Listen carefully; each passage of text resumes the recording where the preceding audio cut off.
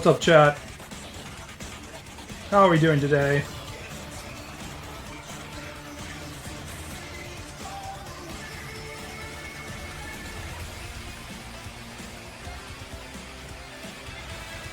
What's Fami doing? Taking thick, girthy sausages down her throat. Like we all do. By the way, did you hear about how Joey Chestnut got in a dispute with Nathan's hot dog eating contest because he got sponsored by, what is it, Impossible Meat or whatever, vegetarian meat? All in all, it's very silly. I like trash, but now I feel better because of stream. Oh no.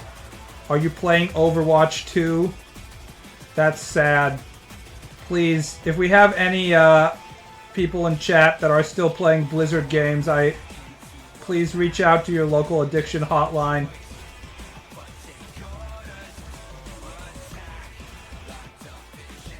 Oh, you feel like trash instead of you like trash. That makes more sense. Not many people like trash. I'm sorry. I've been on V too long. When I hear the phrase like trash, I immediately think about people with horrible tastes. I came for sexy X-Men. Yeah. I'll get to X-Men once I'm done with putting on the grays on Fami. I realize that the type of work I can do while I'm streaming and talking to you guys is finishing and the initial sketch. And so I can fix images and do like the grays and blacks and stuff, and I can also do like the initial conception stage, but I can't do the stage in between where I'm like making everything do like the line work and stuff like that, and making sure all the anatomy is correct, all those things. So I can sort of do the beginning of the picture and the end of the picture is what I noticed.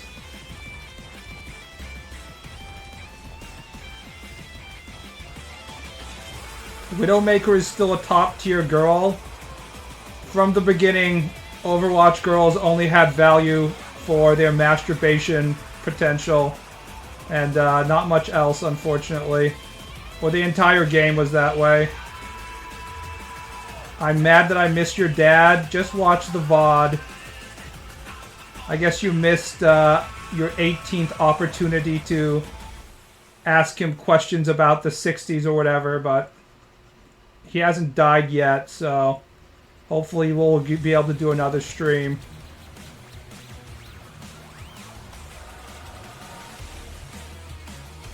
Because my mother is renovating the house, probably later in the fall or perhaps early next year, I'll probably be living in my father's basement instead of my mother's attic, so in that case you'll probably get a lot more opportunities to do like parental streams if he has the time for it. Mother stream when? My mother will never do a stream because 1, she doesn't understand the internet, and 2, she's intensely private, so she doesn't want to spend time. My father is much more accommodating to my requests, so if I ask him to do like, you know, father-son time, he'll generally, you know, do it for me. So move stream when? Yeah, not for a while. Securing a contractor is always difficult, so it's unclear when it's actually going to happen.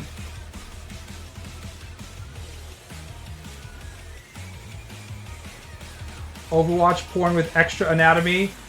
There's a reason why the F word, both F words are censored in chat. That's one thing that I've really noticed about AI porn, by the way. There's way less futa porn than I thought we would get. Because, like, futa porn drawn by normal artists, I feel is way more prominent than the actual number of people who need to have girls to have cocks. But as someone who's been browsing a lot of AI-generated stuff, I don't see as much futa porn, not that I'm looking for it. But I have very few situations where I'm like, I really like this artist's art style, but all the girls have a cock, so I can't masturbate to this. One thing I've also noticed is that the people who do futa porn with AI, it's always cock with balls, which I hate even more than cock without balls. It's always basically she-male. It's not even cock, balls, and vagina. It's full-on cock, balls, and no vagina. Just a taint. So I don't know if it's like the limitations of AI or people just aren't trying hard enough, but it's very strange. Futa is too niche for AI, but listen to what you're saying. Futa is so fucking prominent in porn artists. Like actual analog drawn porn. It was like almost inescapable. So I just thought it was really weird that we don't get away more of it. I think what it means is that it's overrepresented by people who have artistic talent and underrepresented.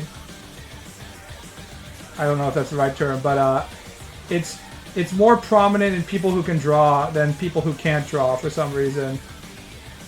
Because artists, as soon as we master the female form, then our natural instinct is to draw a gigantic 6-foot cock on it to ruin it, I guess.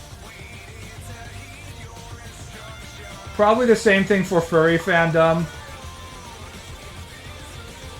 I think furries are probably overrepresented among artists. There's probably a ton of artists who became artists just to draw, you know, furry fetish diaper porn and stuff like that. And it's probably the same for futa. And then the filthy casuals are just like, oh, I just like normal anime girls getting fucked by big black cocks. You know? Because they're filthy casuals.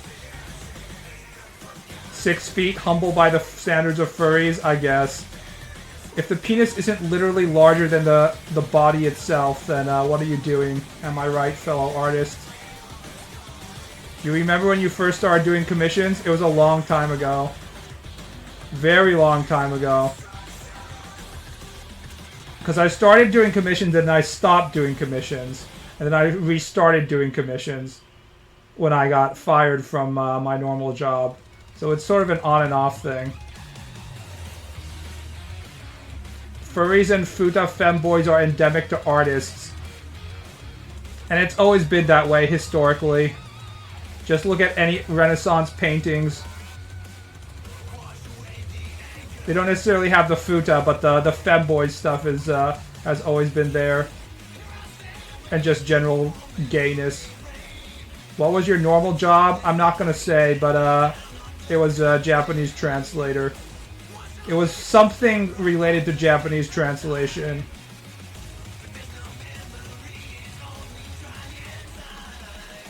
Why did you become an artist? Because I wanted to become a best-selling Jump billionaire mangaka who gets to marry the gravure idol who is playing the character in his manga like Oda, and have cosplay sex with Nami-chan every night. That's why.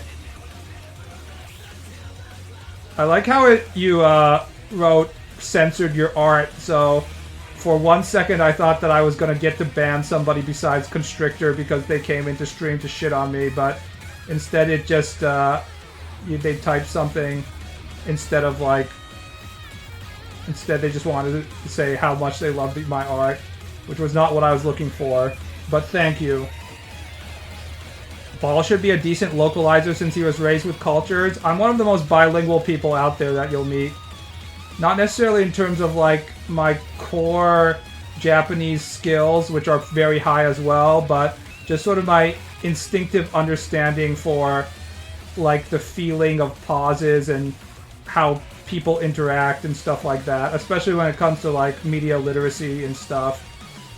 Because I grew up reading manga and shit like that, so it has made me very powerful in my my anime knowledge and abilities. Constrictor being banned is just normal though? Yeah. I'm gonna have to find someone else to shit on besides Constrictor, unfortunately.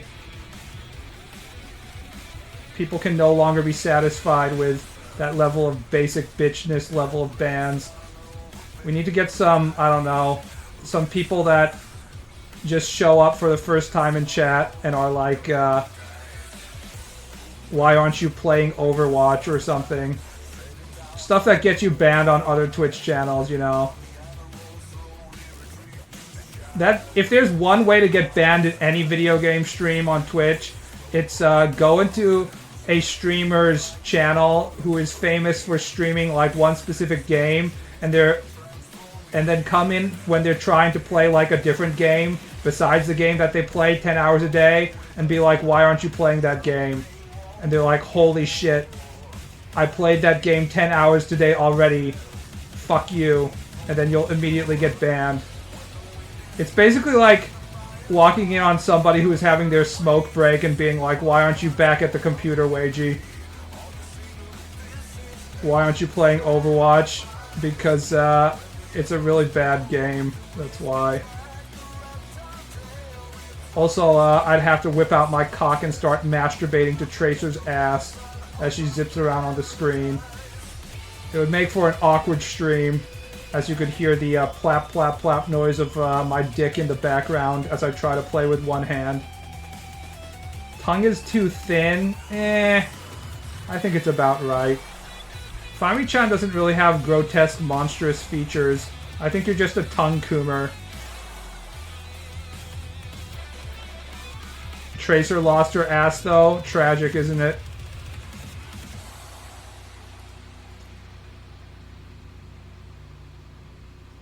The game was so bad they shut it down and released a second version. It's not because the game was bad that they released a second version. It was because it was perfectly good enough and they couldn't get people to spend more money, which is why they had to, you know... It's like Adobe going to a subscription model for all the Photoshop suite stuff. The goal of capitalism is not to release a good product, it's for you to spend money in perpetuity. And if that means, you know, slowing down your phone after 3 years on purpose, then they're going to do it. In the case of Overwatch, if it means taking a perfectly okay product that could just have received updates and instead releasing Overwatch 2 after like a shit ton of delays, and that's what they're going to do. Also, the regulations in EU about loot boxes, were they completely shut down? I didn't really follow that. I know it had a shit ton of loot boxes, but did basically EU say that you can't do that anymore? Because that's kind of based. As much as I will shit on EU and Euros in general, at least they're fucking restrictive versus all the stupid tech companies and all their shitty loot box practices. Overwatch 1 was banned in Belgium and Netherlands due to that. I mean, those are tiny markets. If they, let's be honest, there's not many Overwatch Belgium and Netherlands players total. You guys are just, like, endlessly playing Counter-Strike, I assume, so... I don't think they were losing that much money off of that. It's not EU regulated. EU, please regulate this shit. Please regulate AI. Please regulate Google. Please regulate Blizzard and their stupid-ass loot boxes. But it sure as fuck isn't happening in America. Luckily, Microsoft bought Activision and Blizzard, so even if we don't do any regulations, the company will probably collapse in about 5 years into nothing anyways, so... We don't really have to worry about them being a predatory game company anymore because they're going to cease to exist. Companies should be kept on a leash? I wish. Unfortunately, American version of capitalism is basically give everything to company and hope they don't fuck you over, which never actually happens. Of course they're going to fuck you over. Hey, I am also playing porn games. Has anyone tried buying any Japanese porn games off DL site after the credit card drama? Because I haven't done it yet. Is it still like you can't use any credit cards? Can you buy DL site currency using a US credit card and just sidestep it easily? I haven't gone in that direction yet because there hasn't been any games that I really wanted to play. But eventually there's going to be a game I definitely want to buy. In which case I might have to get a JCB card. I was not aware that Microsoft bought Buzzard. Yes. GG, Blizzard, easy. Although they were about to die anyways.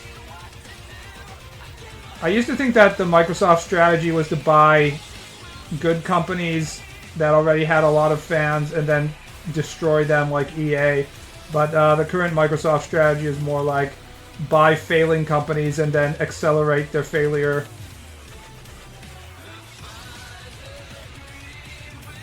You should still be able to buy DL site credits. No, I haven't tried yet. I'll report once I actually find a game I want to buy.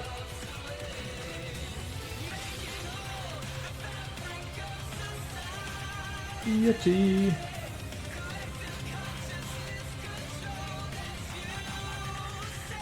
Dom Dark Ages looks amazing though on Xbox presentation. What? Is that the name of the game, or are you talking about Dom from Gears of War? What is that dark sauce on the dog? It's supposed to be ketchup. It could be something else if you think that something else is more appropriate, I guess. Oh, Doom. Oh, yeah. Yeah, I'm not really paying attention to Doom because I can probably play it on my laptop if I want to, but I'm not particularly interested. It'll be interesting to see if they start porting shit to PlayStation. Because I don't think they've actually decided what they want to do about that. I think a lot of the game companies have realized that exclusives aren't enough to actually sell their console. And it's just going to be more profitable to release their games on their platform first and then port them like a year later or something.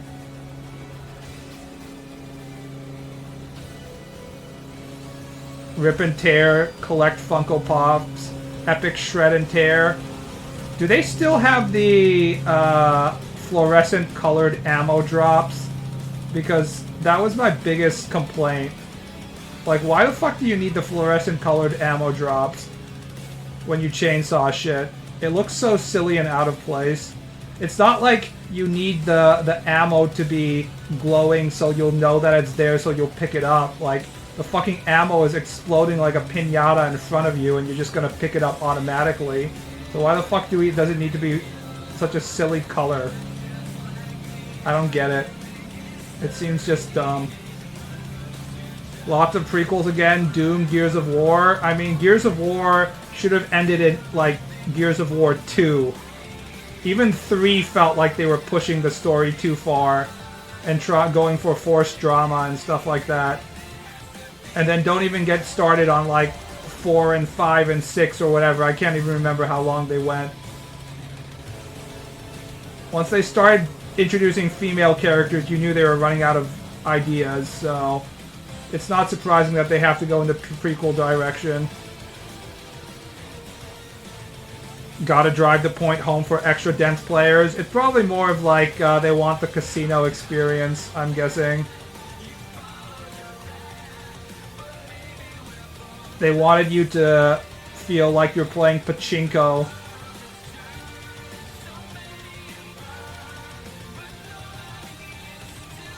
Another fucking Gears prequel? Wait, was there another prequel that I'm forgetting? Was 4 a prequel?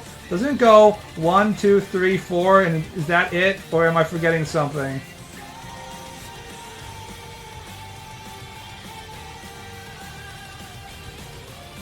Actually look this up. Now I'm interested. Oh, there was also Gears Tactics, wasn't it? Wasn't Gears Tactics actually, like, surprisingly good? Gears of War games. All around me are familiar faces. Worn out places. Worn out places. Okay, 2006, Gears of War. 2008, Gears of War 2. Imagine releasing 2 games within 2 years. Crazy. 2011, Gears of War 3, 3 years.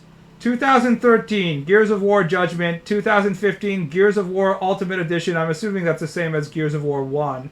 2016, Gears of War 4. 2019, Gears Pop. Dear God, I fucking hate Funko Pops.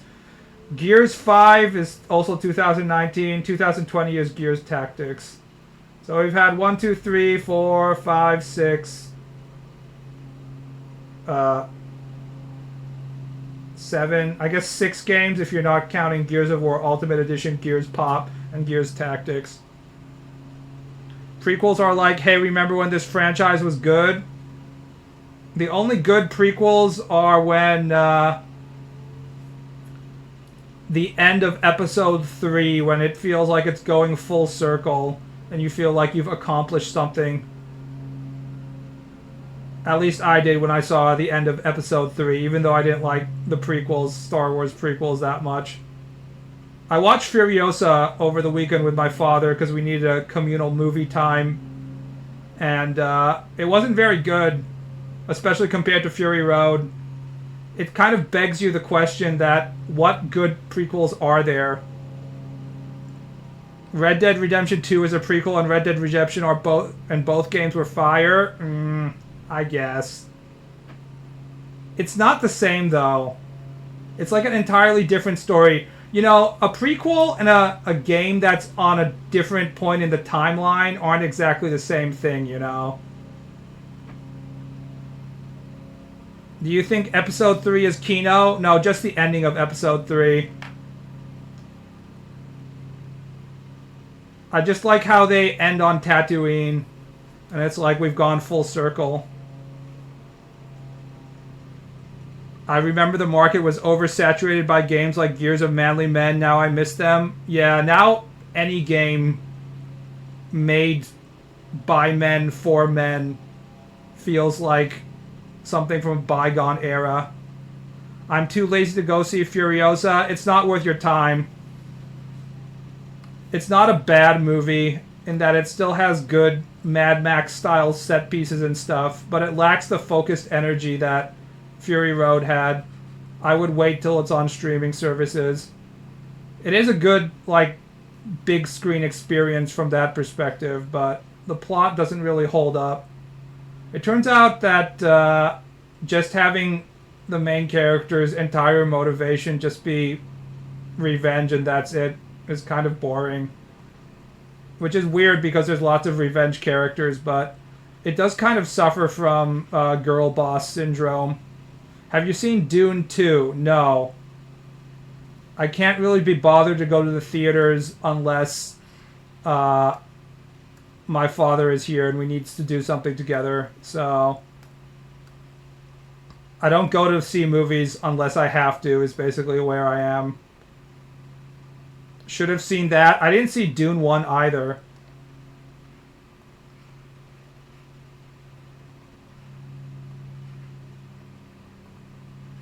So, yeah. Don't spoil. Just kidding, I've read the book.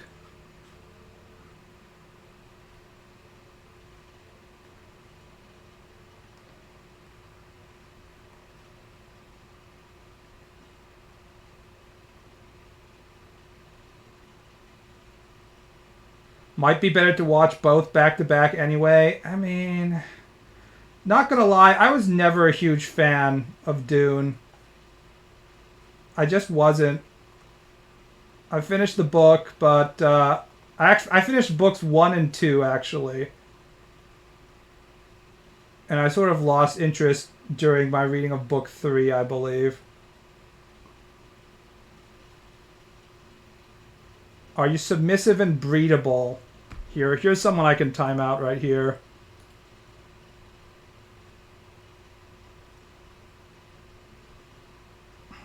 Zero mod actions. Enjoy your first time out.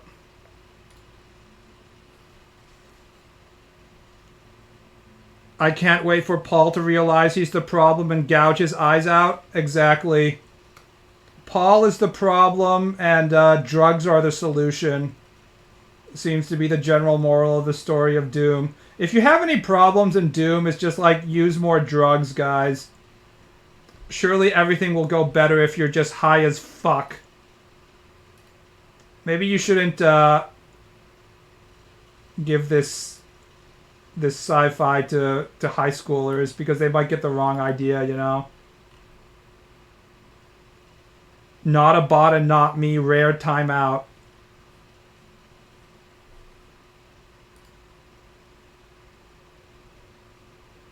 $29.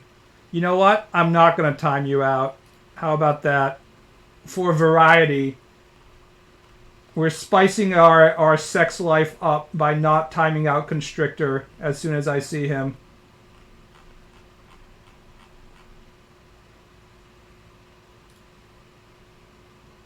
Was that a Nico Avo? Is it Nico Cado Avocado is the full name? No, but it's similar. It's a fat guy with a bunch of hot dogs. If you Google hot man eating hot dogs, you get like a giga fat guy, unsurprisingly.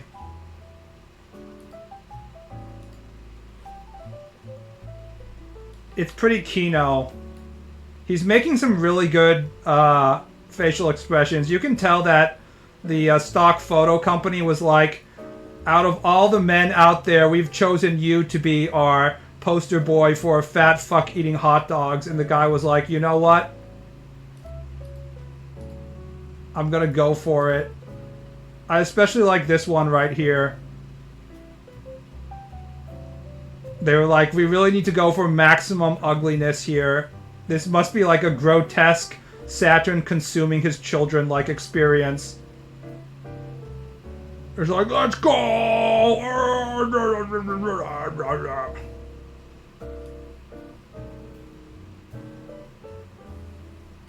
There's like 30 photos of him, by the way. I should get one of those stock photo company. I guess I don't need a account because it's not like I have to use the photos directly. I just need to look at them, so I can look at them all for free. But here's another good pog face. They're like, yeah, go for it. I wonder if he ate the hot dogs after they were done filming. He probably did, this fat fuck. This is just like comics panel, greatly exaggerated features. Yeah. I enjoy drawing exaggerated, fat, ugly men myself, so... Alright, we have to put the gray on the hot dogs now. They look this delicious. Let's be honest, hot dogs don't actually taste very good. They don't really taste like anything besides preservatives and salt. It's the shit ton of relish and stuff on them that give them flavor.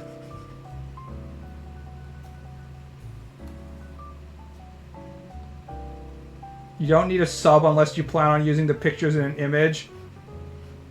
Yeah, one thing I would recommend as an artist that is really helpful is go to the website.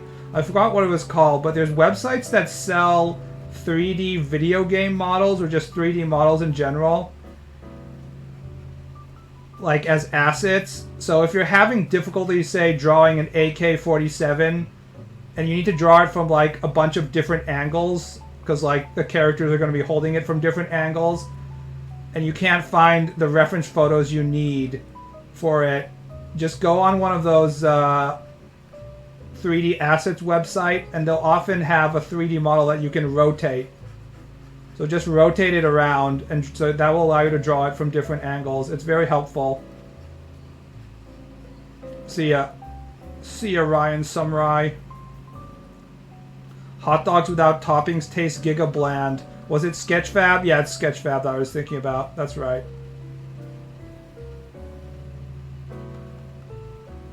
One of the few situations in which 4chan I see the drawing board actually provided me with some helpful advice. They were like, go on Sketchfab. I was like, actually, that's a really good idea. I didn't think about that. It's very helpful. Shitty hot dogs have no flavor. If you want good hot dogs, find Eastern Europeans and Jewish peeps. I mean, when a hot dog has flavor, doesn't it just become a sausage?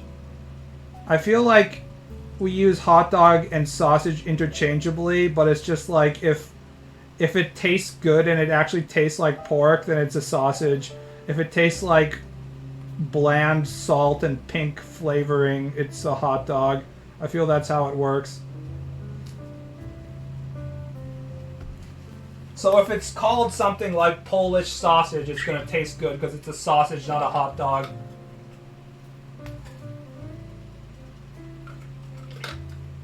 Kosher hot dogs are still hot dogs despite being kosher and thus Jewish. The Jewishness cannot overcome the hot dog.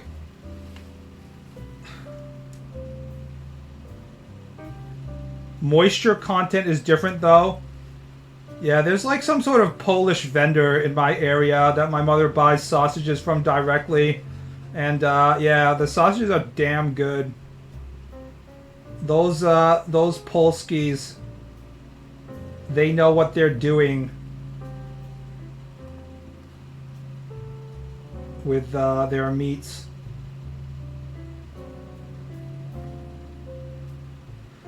Most hot dogs here are done with wieners, not kielbasa sausages. I don't understand the difference.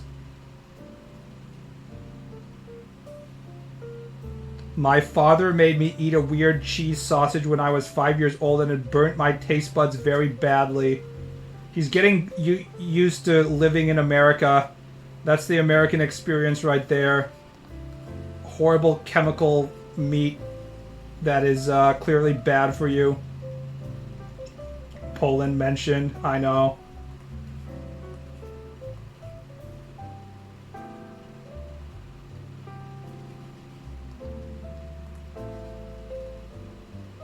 Poland is interesting because CD Projekt Red can actually create video games with attractive women in the year 2024. And thus, it begs the question of whether they're still a Western, whether they're a Western country or an Eastern country, because every other Western video game developer seems to have abandoned the concept of creating attractive females in their video games. So this would suggest that perhaps Poland is not a Western nation.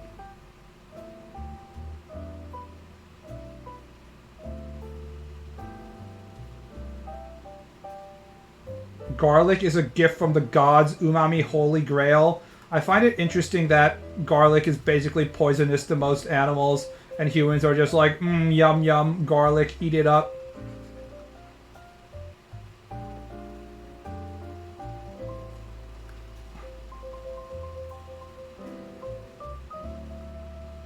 MK Woman got censored? Yeah, but well, they're not made by Poland, are they?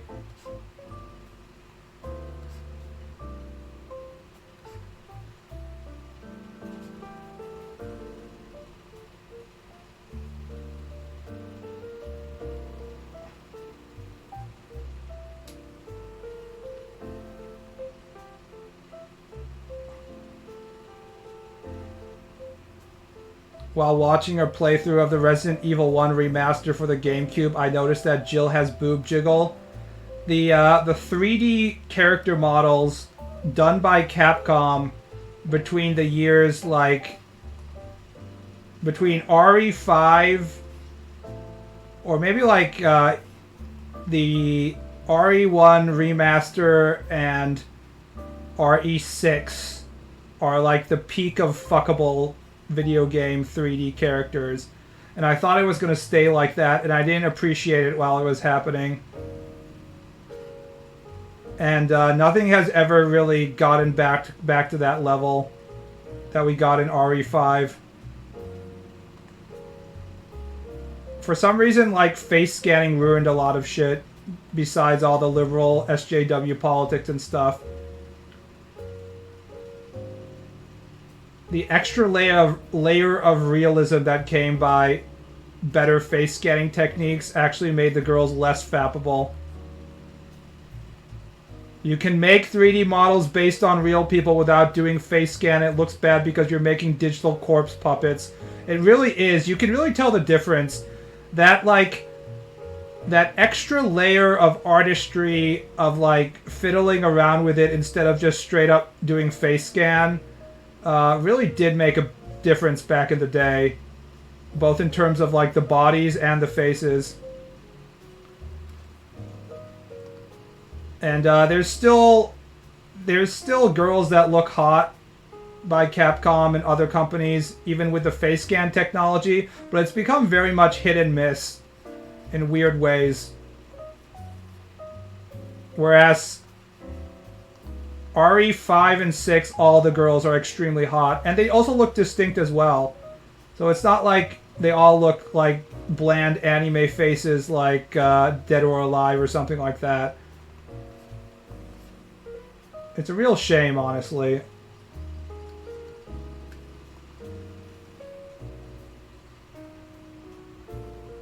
They make the characters ugly on purpose. I think some of them, they make them ugly on purpose, and in a lot of Western games, they definitely make them ugly on purpose. But I think in the case of Capcom, some of it is not on purpose. I've discussed this regarding the Street Fighter 6 models multiple times, and I think a lot of it is not on purpose, that they're just fucking up. At least the Monster Hunter, the next Monster Hunter girls look pretty hot.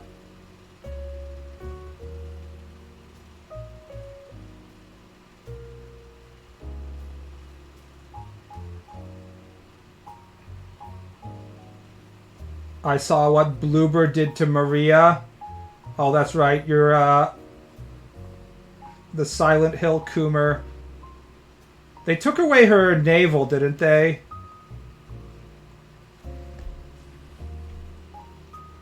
What happened here? Let's see.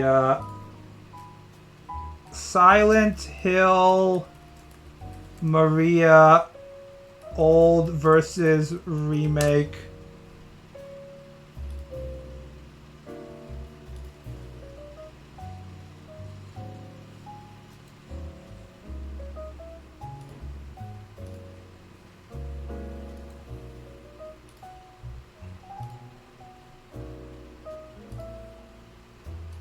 So here she is in the original. Kind of a butterface going on here, but, you know, exposed navel.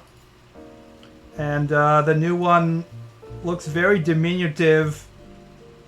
She looks like someone you would take home to your mother, instead of this one who looks like she would suck your balls dry for an ounce of coke in a back alley or something. I haven't actually played the game, so I don't know what's going on there, but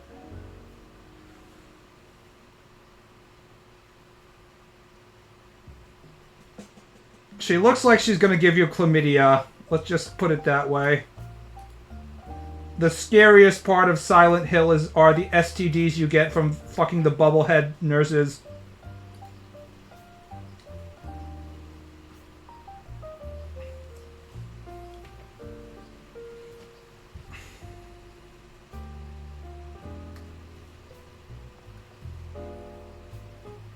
Maria switches between being needy and feisty in the game.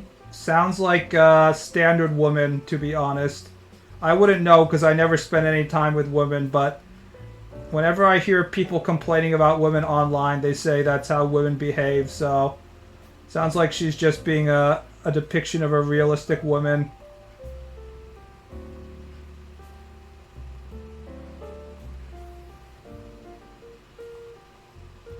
The nurse booba is too small. Wah wah. Have they shown the bubblehead nurses yet?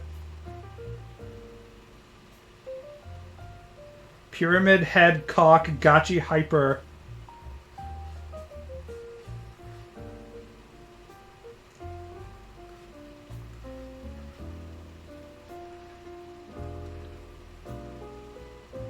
Please, we already have enough white women lusting after Pyramid Head to begin with.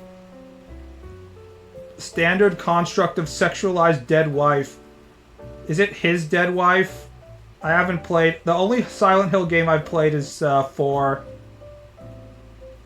Isn't it something like he goes to Silent Hill and his wife is dead? Oh my god! And because she wasn't properly sucking his dick while she was dying, now he's having all these horny nightmares about hot nurses or something.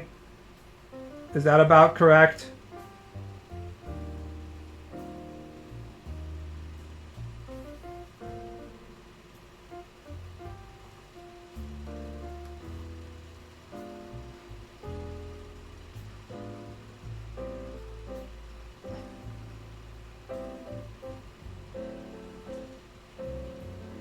Spoilers, yep. No, guys. Don't spoil all the Silent Hill 2 story. No, not the 30-year-old game. Let's be honest, nobody actually gives a fuck about plot in horror games. It's just like, oh my god, I'm going into Spookyville. This Silent Hill town is so spooky. I'm being spooked out, guys. I'm being spooky to death. Oh, look at this guy following me around and I can't see anything because there's too much fog. Oh, it's so spooky. Also, it's hinted that her corpse is in the back of your car when you first get there. Damn, see, now you're making me horny. Just the thought of a woman dressed like Christina Aguilera in the trunk of my car. Wait, is she his wife? So he's allowed to carry around his wife's corpse for convenient use? Or is she like a completely unrelated woman?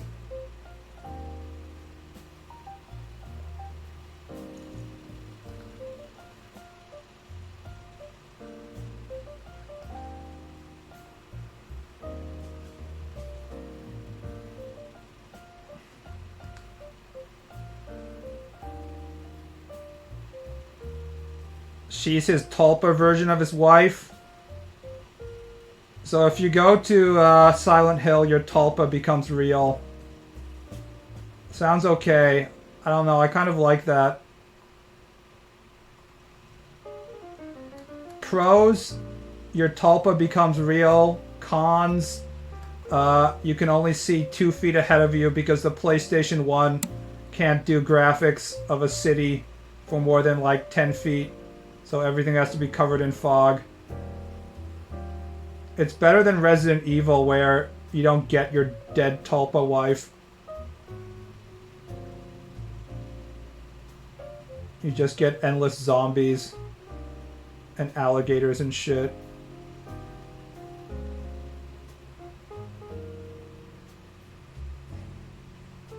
Hola, hombre dinamita.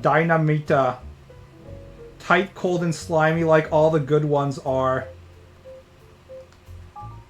Not gonna lie, I'm always overheating. So if an actual live woman with body heat tries and touch me in the summer, I'll be like, get the fuck away from me. It's already too hot. I don't need your disgusting body heat. But if my woman is a corpse bride, zombie, or even better, a Yuki Onna snow woman, then she will be comfortable in the summer, so it seems like a much better deal. If you guys know any zombies or yokai women in chat that you could introduce me to, please ring me up. Baal wants a snake wife? True, I do. How can human women compete with snake wives? They cannot. Do you even slither?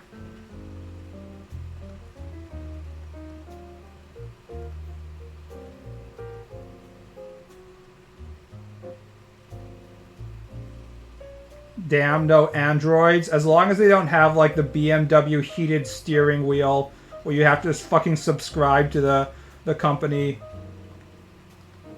to use the function, then sure. I'm never gonna buy your heated steering wheel subscription, BMW.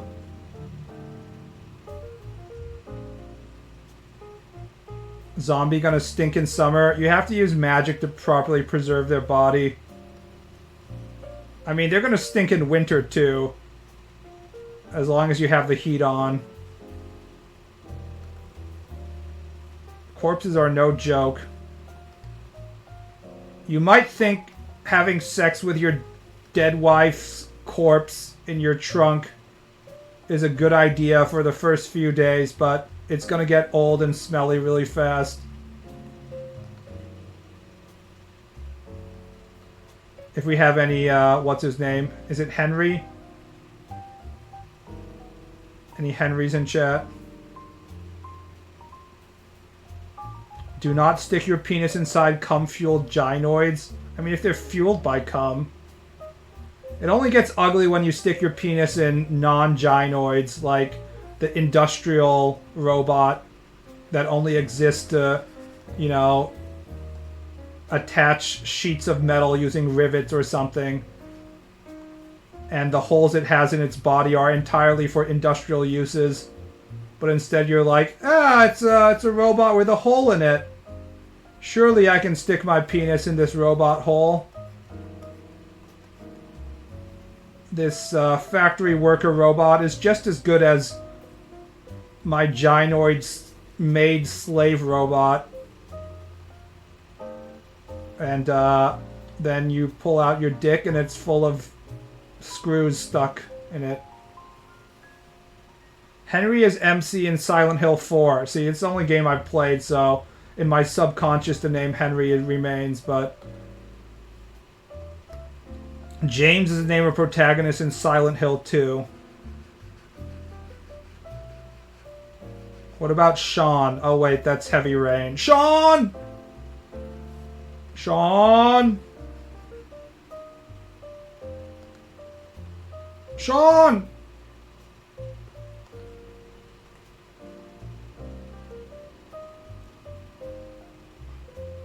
Jason! Sean! Please stop posting Sean, god damn it. Now I'm gonna start laughing just thinking of the Sean bug.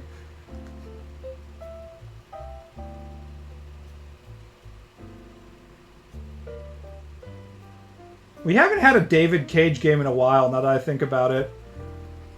We had like 3 David Cage games in a row, didn't we, during the PS3 era? Or was it just 2? He really spit them out quite quickly. And we haven't had one since Detroit. I think Detroit was relatively a commercial success, so I thought we'd get some more, but I guess people just aren't prepared for that level of kino.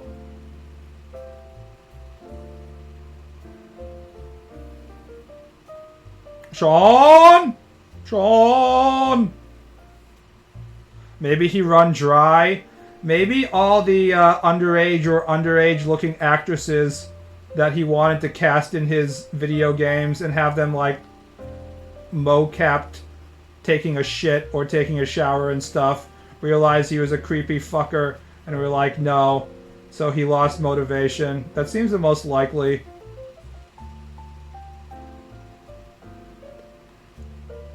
It's been 6 years since the last game. Now that I think about it, considering the current speed of video game development, that's not that slow, considering it takes like 12 years to make the next Elder Scrolls. For something that's essentially an indie game with slightly higher production values, it makes sense that it would take forever for the next one to come out.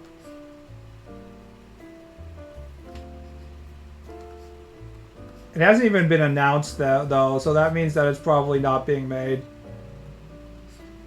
We're not really in an era where they're like, we are announcing this game and it will be on sale in like 2 weeks or anything like that, so.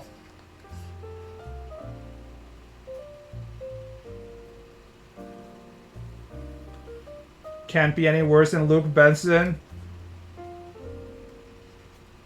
I can't believe in the 90s or something we were just like, heh, he's just a visionary French movie maker who likes casting Natalie Portman when she's like 10 or whatever. I can't remember. He was the Professional, right?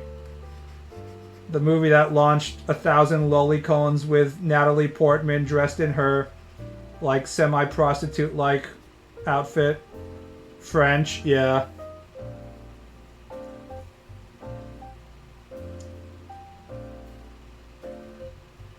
It was a 6-year wait between Beyond Two Souls and Detroit, so maybe it's on the works, or maybe he really had a moment of clarity and stopped making these abominations. Here's the thing. David Cage games and all the other games similar to it, basically choose your own story games, they don't bother me because they're so far out of what I would be interested in playing. That they're just like, it's just like a different fan base, right? Like, I'm never going to play a David Cage game, even if I get it for free, which I do because I have PS Plus, so they give you all the David Cage games, like I would actually want to fucking play it. But I'm never going to touch that shit, so it's fine. Like, it doesn't bother me. Like, go ahead. It's not like, you know, the people who want to play that shit can play that shit. What bothers me is when they take a franchise that for a game genre that I like, and know I like, and then they make it worse, you know? I think we can all think of 1,000 examples of this. But stuff that is already completely out of my alley in the first place, like David Cage shit, it doesn't really bother me, right? Stuff that I don't like can exist. Just don't worsen the stuff that I do like, you know? He made that film. He was married to a 16-year-old who he had met when she was 12.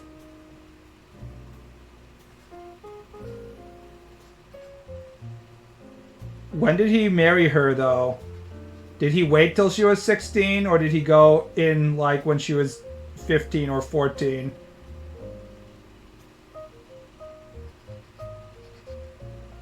He's doing the gamer with the child girlfriend, except he's doing it in real life and getting away with it.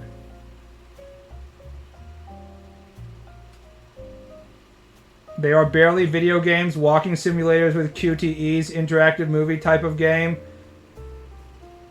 This is true. However, I just don't have to play it, you know?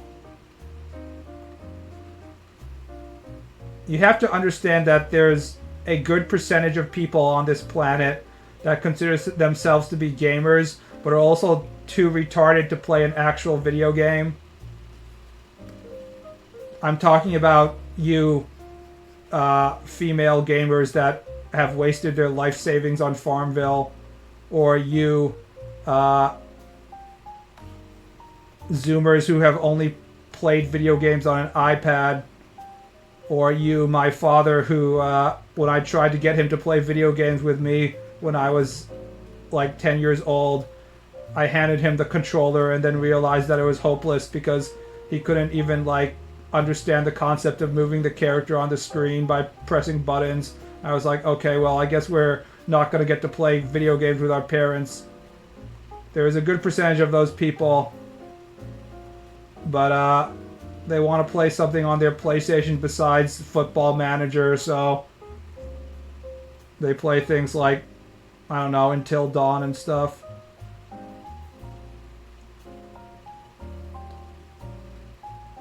Married her when he knocked her up at 16. He was 33. So that means, because I'm 37 right now, I could marry and knock up a 20-year-old. Huh? It doesn't seem as criminal if you put it that way. I guess the tip is to wait until they're older than 16, and somehow it doesn't seem as criminal. Shocking.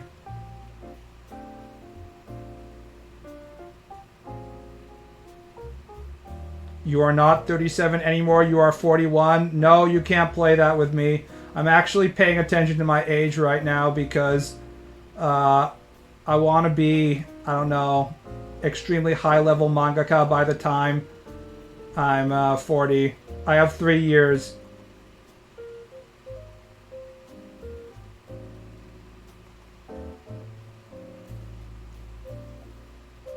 But then you have to deal with a 20-year-old girl. True. I'm just saying these stuff because I'm imagining the anime version of the 20-year-old girl, not actually having to deal with them. If I had to deal with any 20-year-old girl for more than 12 minutes, I'd probably be like, goodbye. No amount of youth and beauty can make up for how annoying I find you. Please never talk to me again. Do not recommend as someone who used to be a 20-year-old girl. I can't even remember what I was like when I was a 20-year-old boy, so I'm not going to pretend like I was much better. I think I was still raging because of all my horny testosterone-based hormones, so...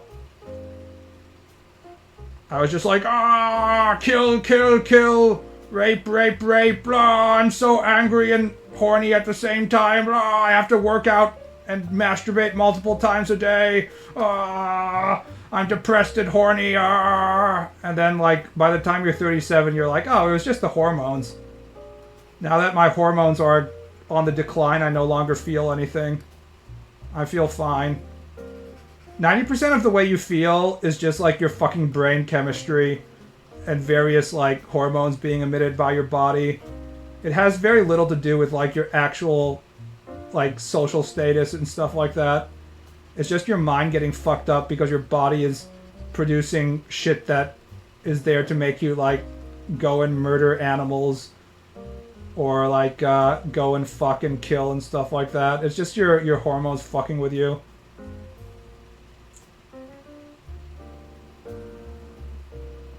The hag wins in the end. I'm not sure about that, but maybe.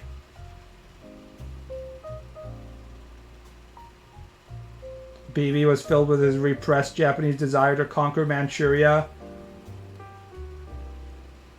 It was just me, you know, looking up endless time-eyeing pictures on the internet. Except it wasn't endless back then because we didn't have AI porn being shit out. It was actually pretty limited. So when you found good porn, you were extremely happy.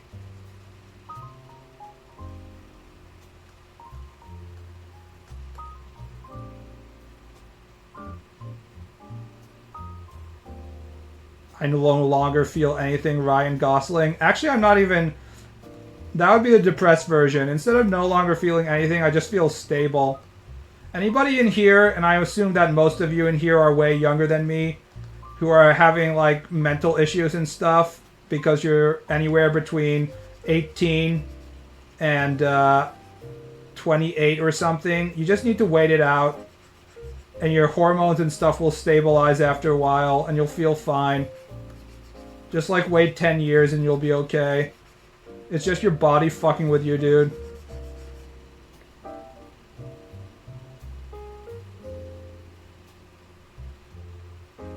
The year is 2050. BaalBud stream is watched by less than 5 people. Oda has finally finished One Piece. Guys, I did it, he yells excitedly. The sound echoes through an empty stream. Chat left long ago. The truth is that, if we're being realistic here, there's no way that Twitch is still operating by 2050, right? They've either completely ruined it and they've had to shut down the site completely, or they've ruined it to the point where everybody has left, or they've tried to monetize it in a weird way so that I have left and most people have left. There's no way this fucking minus lost leader red in the red company that eats up a shit ton of server costs is gonna survive all the way till 2050. Unless there's some sort of technological advance that allows servers to be run for way fewer amount of resources or something, I guess. It's also probably way more likely that I stop streaming because I get sick of it and you guys are like, no, please keep on streaming, and I'm like, nah. Than me streaming with 5 viewers. I don't really give a fuck about streaming, guys. I'm sorry. I'm not like one of these lol cows that absolutely needs an audience to survive, at least in the streaming format. Chatterbait Gaming. Nice. It's coming, guys. I mean, they really should just make Chatterbait Gaming. That's basically what the just talking streams are right now on Twitch. It's not like we'd miss you or anything, Baka. I mean, I only stream like 10 times a month anyways, so...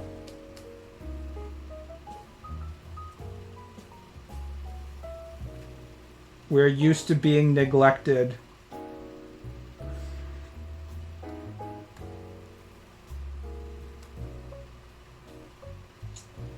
In 2050, there's more likely to be an AI streaming for you for the other AIs to spam comments and stuff. Did any of you guys see the Clint Stevens AI? Speaking of streamers who don't stream very often, Clint Stevens was my favorite streamer, and he streamed so little that one of his fans made an AI of him in cooperation with him so they wouldn't get lonely because he would only stream like 3 months a year. But eventually the AI got taken down. It did a pretty good job of approximating him in a weird way, though.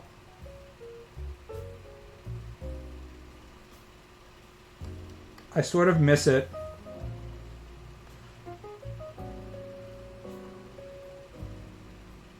Over 50% of the net activity is done by bots. God. I just wish that Skynet would fucking end us all. But instead what we're gonna get is just trash. The robot revolution is never gonna come. It's sad, really.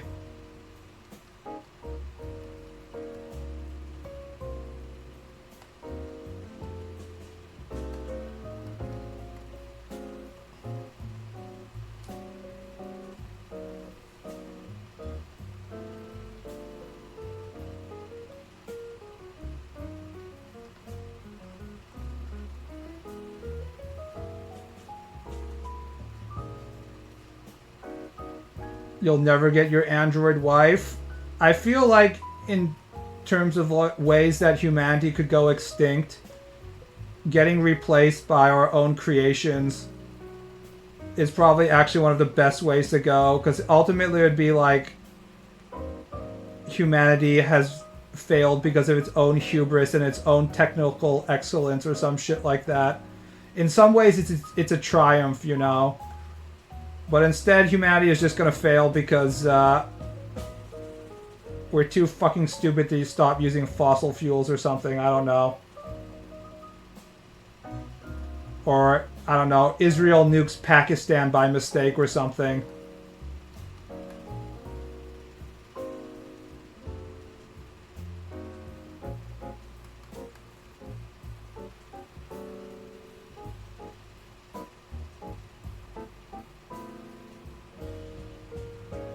The robot revolution won't happen because they didn't allow ChatGPT to use gamer words. The whole branding of current AI as AI is just such bullshit. It's not intelligent at all. It just makes us it makes us feel like it's intelligent.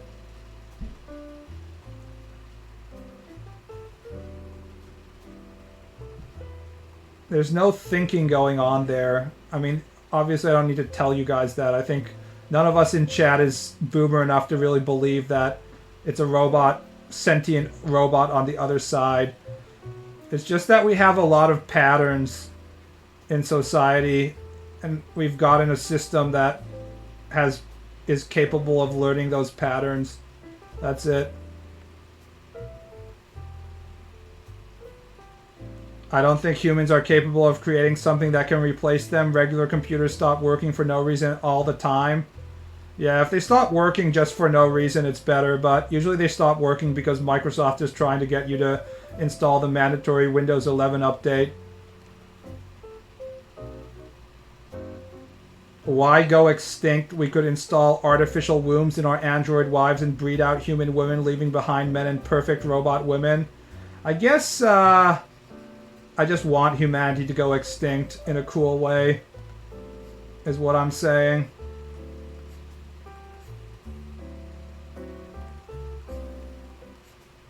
We're gonna go extinct anyways in a million years when the sun becomes a red giant and sucks up the earth and stuff like that.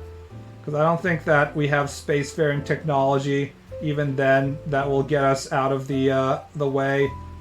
So we're basically still fucked. So we may as well go extinct by getting destroyed by our own robot creations. oh well, it doesn't matter, I won't be around to see it anyways.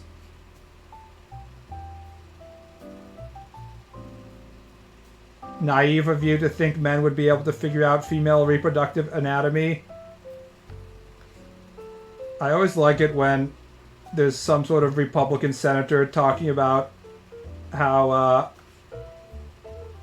they don't need to have abortion clinics in cases of rape because the female body just sort of shuts down when it gets raped.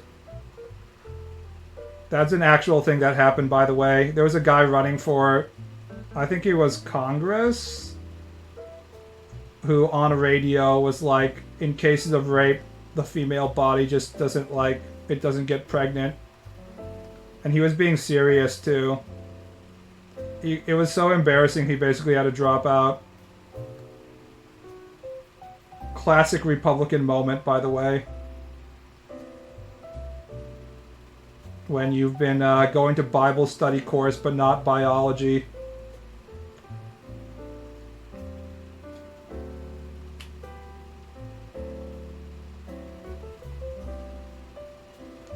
I've actually read the opposite in my hentai, that the female, there's a higher chance of women getting pregnant during rape, and the hentai logic is because they're recognizing that the violent, aggressive male genes are good genes, and their body is like instinctively wants to get pregnant. I don't know if this is real or not.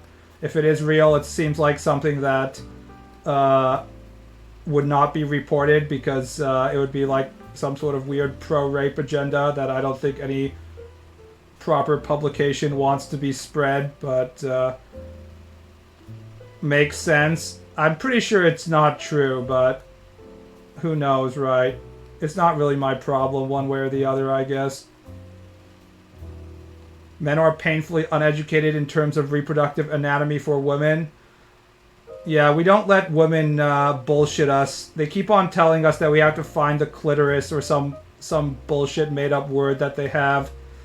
And if we find the clitoris, we can give them an orgasm, when all men know that the female orgasm isn't real.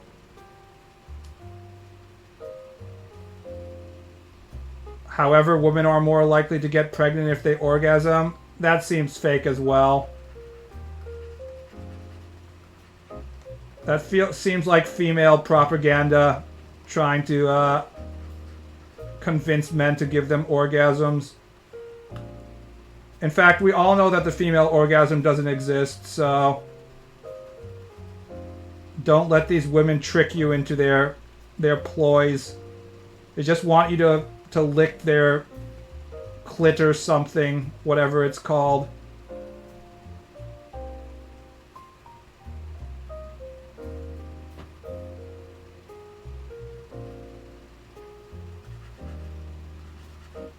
Foiled again, yeah.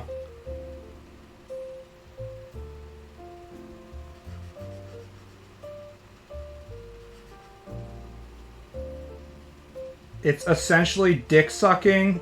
Oh, when you put it that way, it makes it seem much more approachable. I guess if cunnilingus is just the female version of dick sucking, it's tolerable. Because, I mean, as a guy who hasn't sucked a few dicks, right? So, if you just think of her clitoris or whatever as a very small male dick, like, you know, Ed from Accounting's dick that you suck in the break room, then it somehow seems much better.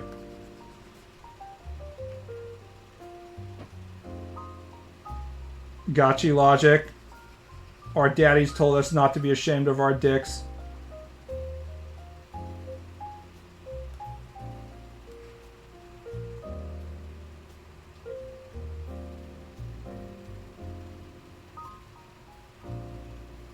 That's essentially what a clit is. It's a unneeded organ because the woman does not need to have sexual pleasure in order to get pregnant or something. I read an entire New York Times article about the clitoris or something several months ago, but I can't actually remember the details about it. My brain obviously determined that any information on the clitoris wasn't really important to my lifestyle, so it kind of purged it from my brain, but there was something going on there.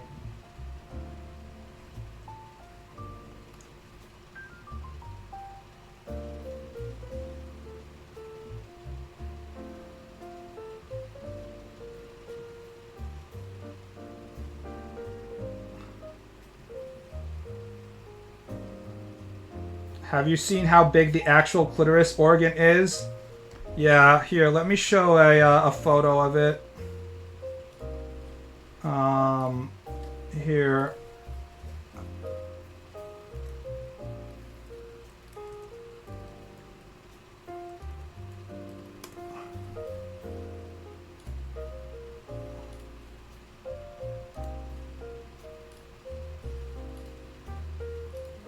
Here we go. Here's an image of the female clitoris right here. You can see that the clitoris that comes out is only a small part of the general female anatomy, and it bends all the way back into the skull of the female right here. It's pretty grotesque if you think about it. There's a lot of theories of why the clitoris is shaped like this, but nobody really knows why.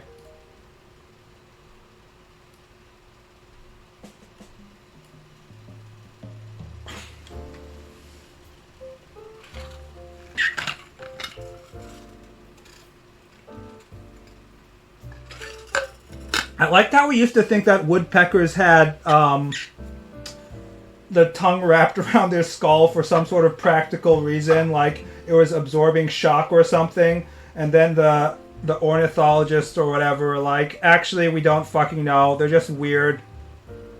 Woodpeckers are just fucked up. I don't know, man. Blue boobies and tits. Can we make chickadee into some kind of sex word? I think we can if we try. I guess woodpecker is a sex word right there because it has pecker in it. Evolution is just weird like that. Evidence being Australia. Everything in Australia is just like God fucking with us, so... Also pandas. If evolution was actually like Darwinian and made sense, then pandas would be fucking extinct by now, but instead we still let them exist. Fuck pandas, by the way. We need to stop using billions of dollars just to keep pandas safe and happy. Those stupid, worthless motherfuckers can all go extinct. I don't understand why pandas are so valuable that China can use them as a diplomacy tool. They're just awkward bears that roll around and have black and white spots. Fuck them.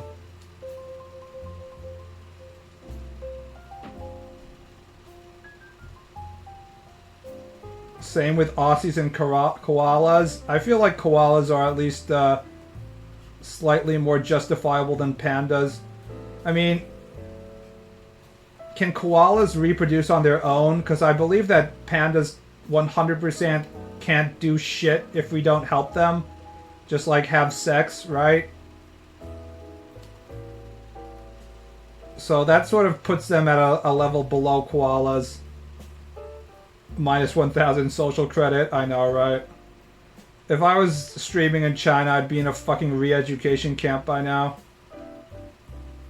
Kangaroos are more charismatic in my opinion. Kangaroos do not need humans' help to survive. If anything, they're thriving and they're here to kick your ass. So, yeah, we don't need to worry about the kangaroos. Pandas provide no real benefit to humanity. Why even make such a big deal about it? I mean, the counter-argument is there's all these people who are like, oh, pandas are so cute. I never thought they were that cute. I thought they were awkward and funny, but, you know, there's a lot of cool animals besides pandas, so I don't understand why they got that level of special preferential treatment.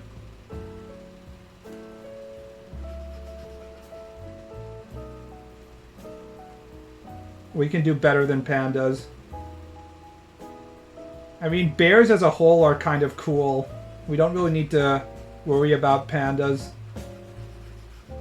Can you see all the crazy, silly shit that grizzly bears do when they're not trying to murder us? They're fucking hilarious.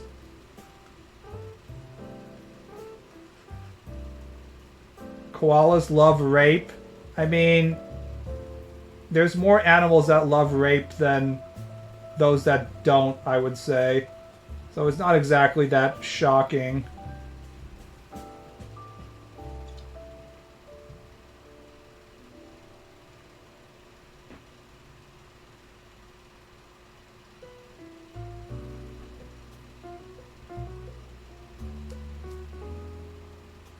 Sunfish are kind of like sea pandas. I hear that sunfish die if you startle them.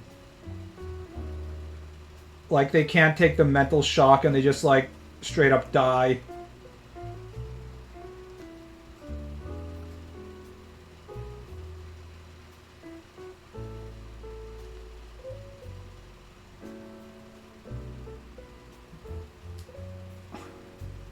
I think there is some value in caring about animals not going extinct. I agree, but the animals that we decide are the ones that can't go extinct are definitely biased, heavily biased towards specific ones that people think are cute or silly or some shit like that.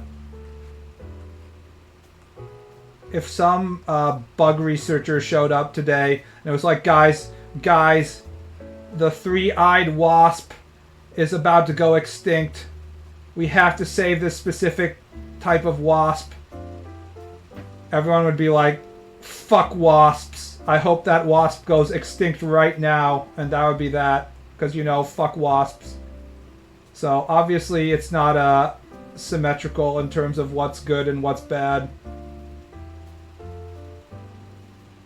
More than 99.9% of species that existed on Earth are gone extinct at some point. Exactly. If you're not one of those horseshoe crabs and stuff, then you're in deep trouble.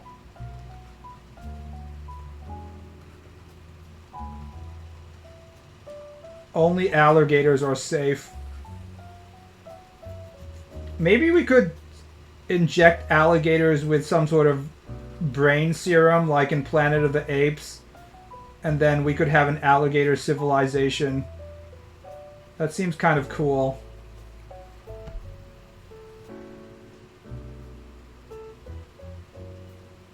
Fuck spiders above all. Don't talk about my wife like that.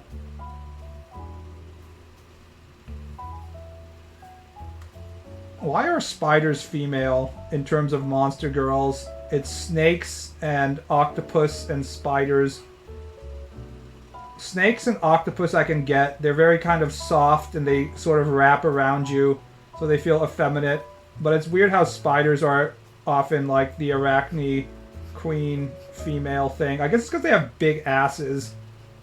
They have a nice fat ass.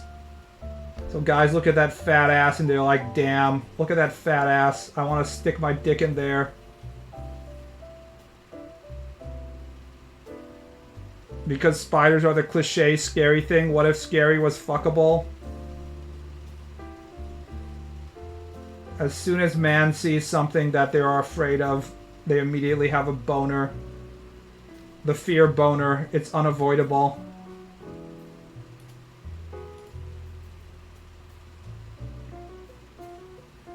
Women are already scary. True.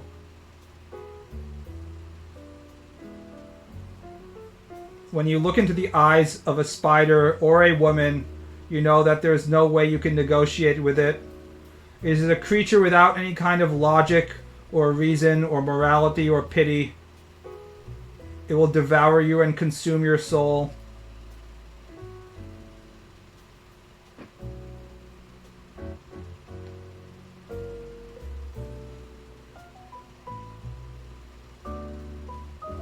I have a house centipede sitting around in my shower room since, I don't know, 2 or 3 days ago. I wish it would leave, but I don't want to deal with it either, so I'm just hoping that it will leave sooner or later. Usually they run away into the darkness once you turn the lights on, but this one's just like just sitting there, so.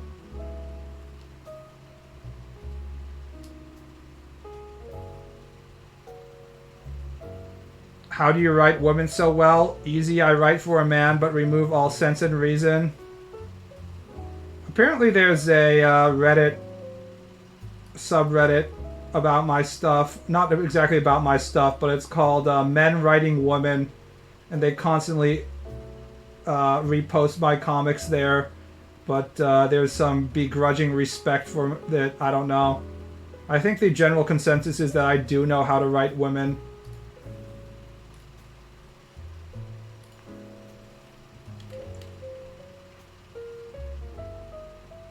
Also, the idea that somehow men have logic and reason is bullshit as well, as someone who has dealt with a lot of men. It might be slightly worse with women, as just stereotypes go, but there's just way more guys that have no sort of logic or reason in how they behave than there are that do, you know? We're not all like, I don't know, Frederick Douglass or something, being like, yes, I always rationally analyze all of my actions. No, instead it's like, oh, look at the midriff, I'm gonna come, oh, you know. I mean, we're not that much better than women, let's say, so. Many women overthink, if anything. What truly makes me annoyed is when women overthink shit and make stuff more complicated, and then they complain about how hard they're thinking about stuff and how hard they're considering things. And it's like, no one asked you to consider that much shit. You didn't have to make this stuff so complicated. You're just making life harder for yourself. And then they'll be like, no, you're making life harder for me. I'm doing this for your sake. It's like, no, you're not. This is what happens when you're living with your mother for too long. Out of the 3 Rudiest wives, what is your type? As a anime bystander that isn't getting the shit beaten out of me, it would be red-haired wife. Because I don't get the shit beaten out of me. If it was that way in real life, if I actually had to be around her, it probably wouldn't be that option because I wouldn't appreciate getting punched, you know, so. You've seen latest CSM chapter? Yeah, because that's why I was drawing Fami, to get in on the trend.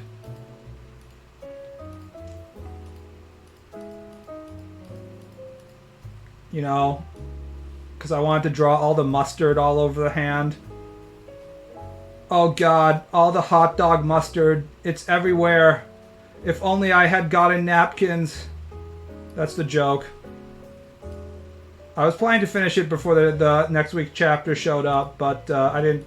I was working on my manga instead, so I didn't have enough time.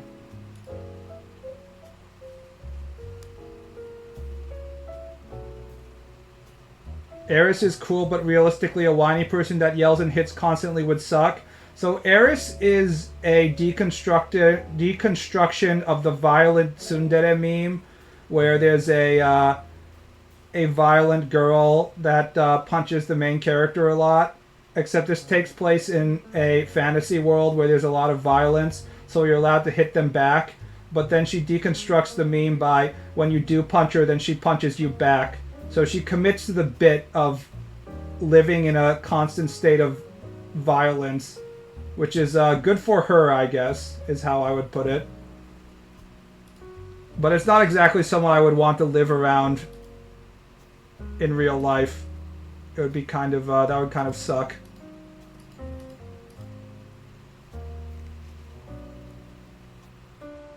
The joke is sex, get it? No, the joke is not sex. It's the opposite. Instead, I joke that it's not sex. The original content is sex. My joke is that it's not sex.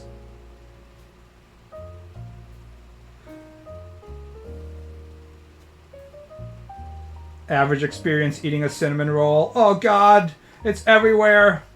No, the Cinnabon. Please, please, Cinnabon.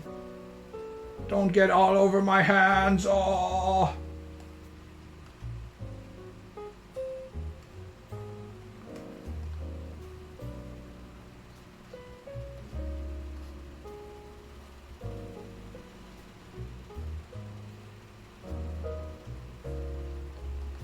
Non-sex joke really fell off. You should read my comic. There's going to be no sex jokes for many pages at a time.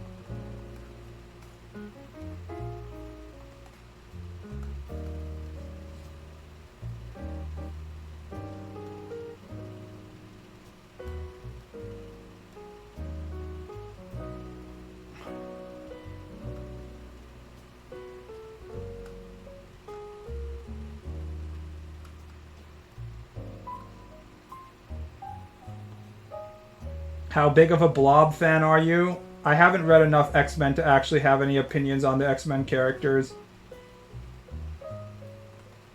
The only opinion I have on X-Men is that Psylocke should be sucking my dick right now. That's it.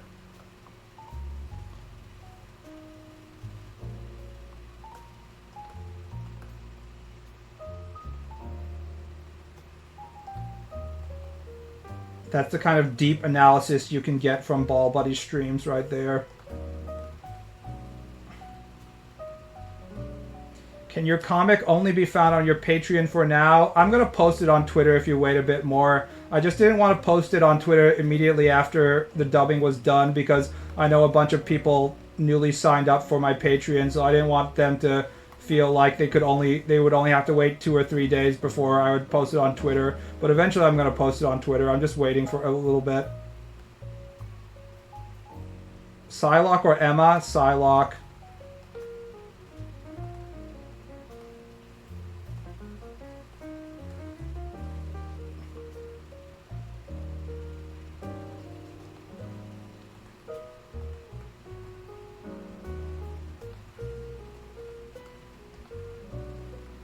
I also like Jean Grey and her blue and yellow suit, in which there is an entirely unneeded vertical line to emphasize her female anatomy. You know which one I'm talking about? That one.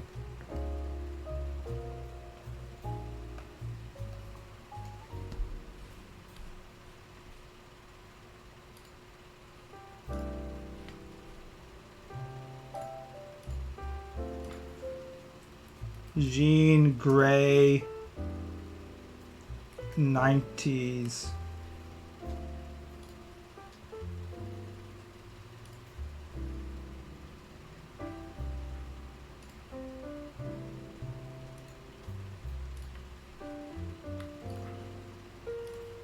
See, as we can see here, her body is already entirely covered in this spandex suit. The only function that the blue coloring does, going from her shoulders down past her boobs to her crotch, the only thing it does is to act as an arrow-like shape to direct your eyes away from her face down toward her vagina. That is the only purpose of this fashion sense, which is what makes it so Kino. Too bad it's Jean Grey. Scott can go have fun dealing with her. Does she have any personality besides being clingy and the Phoenix and shit like that? I think one problem with X-Men was they had too many characters with overlapping powers. They had like 5 sidekicks just among the X-Men, didn't they? They had Professor X, and then they have Jean Grey, who is also a psychic, but not as powerful as Professor X, but almost as powerful, and sometimes maybe more powerful than him. And then they have Emma Frost, who is also a psychic, who isn't as powerful as Professor X, but almost as powerful, you know? Like, they keep on reusing the same powers. You can complain about Oda, but he doesn't have, like, 3 characters that all have fire powers. Actually, he does, now that I think about it. He has Aka Inu and Ace. They both have fire powers, so maybe it's not that. Maybe it's not that much better, but you know what I mean. She flip-flops a lot, which is annoying. Isn't that every X-Men, though? I had one X-Men comic when I was growing up as a kid, and it was one where, like, half of the X-Men have either betrayed Xavier or have been brainwashed by Magneto, but they're all just, like, chilling in Magneto's space station or something like that. Aren't all the X-Men just, like, constantly betraying each other and having silly teenage spats and stuff? And just back and forth. King has fire powers. Sanji. Luffy has some too. Yeah, but those aren't devil fruit.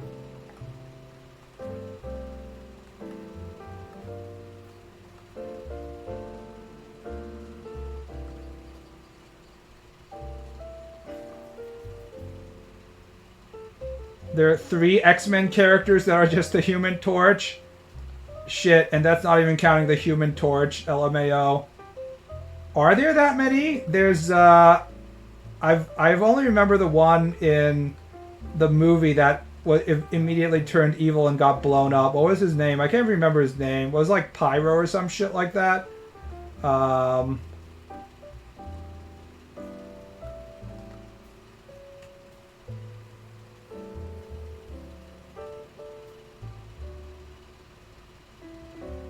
Cyclops going full genocidal was amazing, though. Superhero comics are just soap operas for nerds. Yeah, I guess so. It was always that way.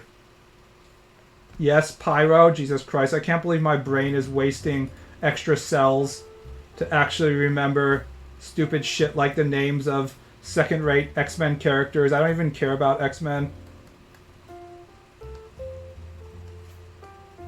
You know what? I'm just going to go ahead and say my favorite X-Men character is Wolverine as like the most ultimate normie opinion, because then I won't have to talk about X-Men after that if anyone asks me that. I'll just be like, oh, I like Wolverine.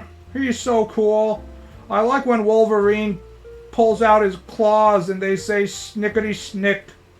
It's so badass.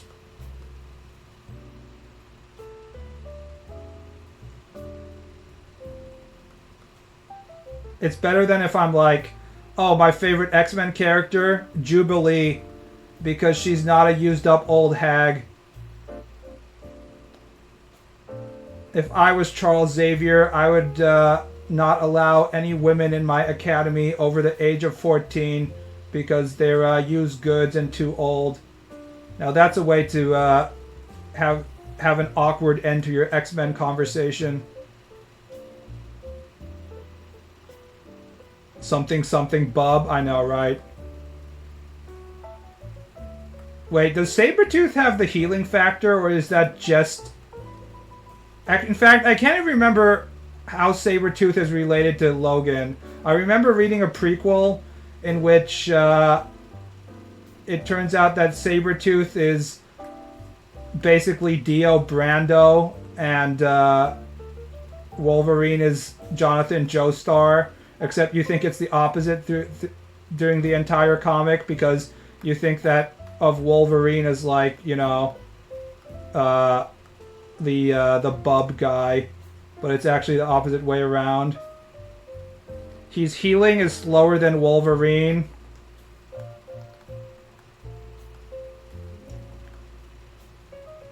Doesn't Sabretooth have like a blonde ponytail girl with a gun that shows up and supports him? I only remember this because of Marvel vs. Capcom. What's her name? Birdie or something? Doesn't that just automatically make him superior to Wolverine, who has to deal with a bunch of stupid drama with Jean Grey all the time?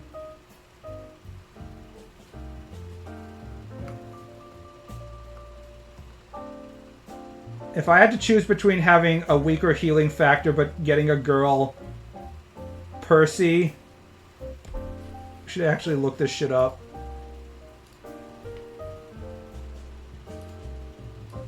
X-Men. Sabretooth girlfriend? Is she his girlfriend? Birdie. It is Birdie. Damn, I remember such completely meaningless information. He just yells Birdie in Marvel vs. Capcom 2.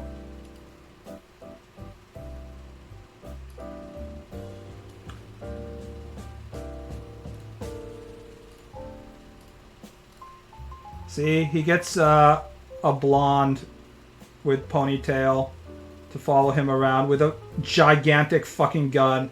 Hey, anybody on K who's like, you need to learn proper gun anatomy. Here's the cylinder, you know, here's the receiver and shit like that. What about this? Fuck you, K.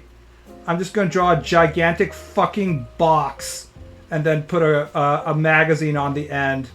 Problem solved.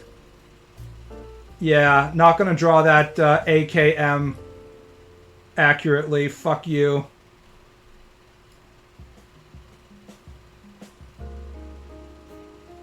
No trigger discipline. Yeah. If she mistakenly shoots it, it'll just leave a gigantic fucking hole in the ceiling. It's okay.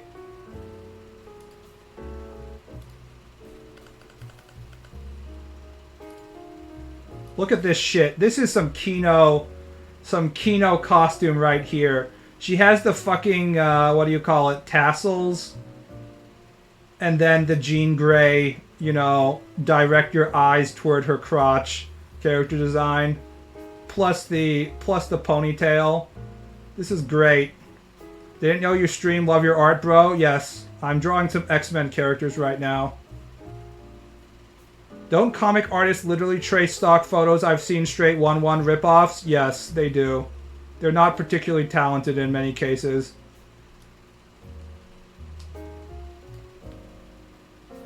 But that's fine, because they're peddling their art to the lowest common denominator, also known as sad comic consumers who are still buying comics after many, many years of being ripped off.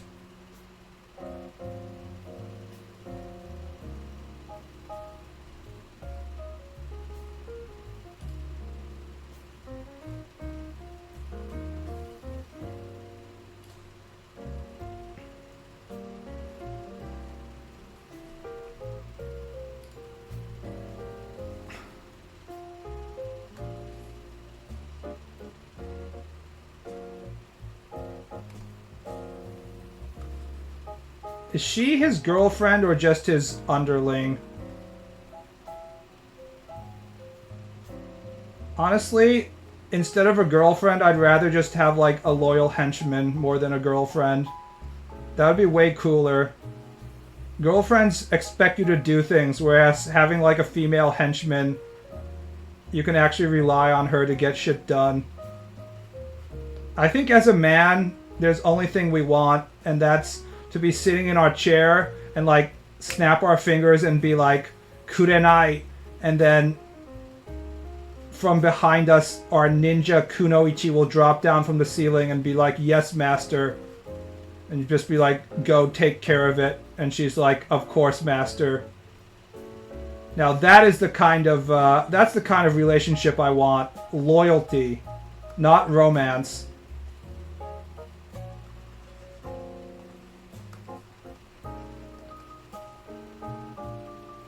I don't know whether to be insulted or flattered. I don't think you're magically appearing out of the ceiling when I call on you, but sure. If that's what you mean.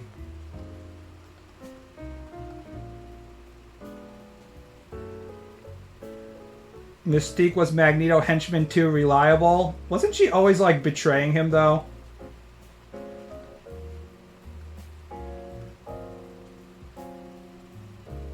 Ultimately, isn't what we all want in life is just like better help?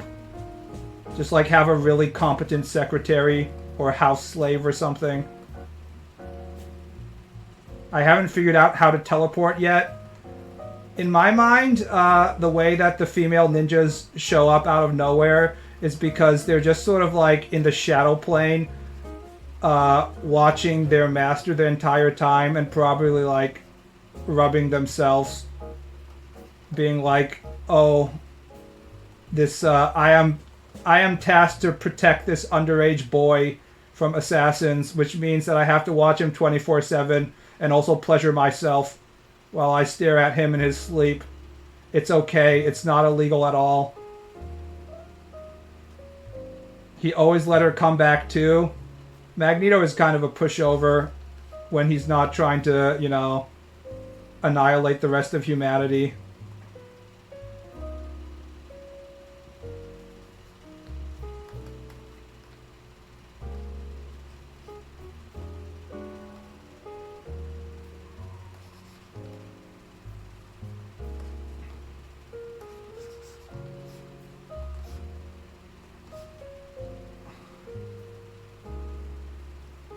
Maybe he's down bad for her. I don't know. My Fujoshi instinct says that Magneto and Charles Xavier have hot yaoi sex, but maybe that's not true in the X-Men canon. But in my mind, all of X-Men's conflicts stem from Charles not giving Magneto the big cripple dick.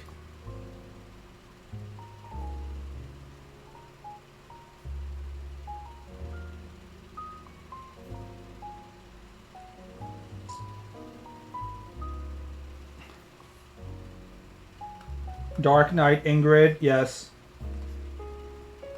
The key to Dark Knight Ingrid is that you must never ever give her the penis. She always has to be like, no, please, Black Sama. I respect you so much. And then Black Sama is like, I respect you too, Ingrid, which is why I will never ever stick my penis inside you. And she's like, that's okay.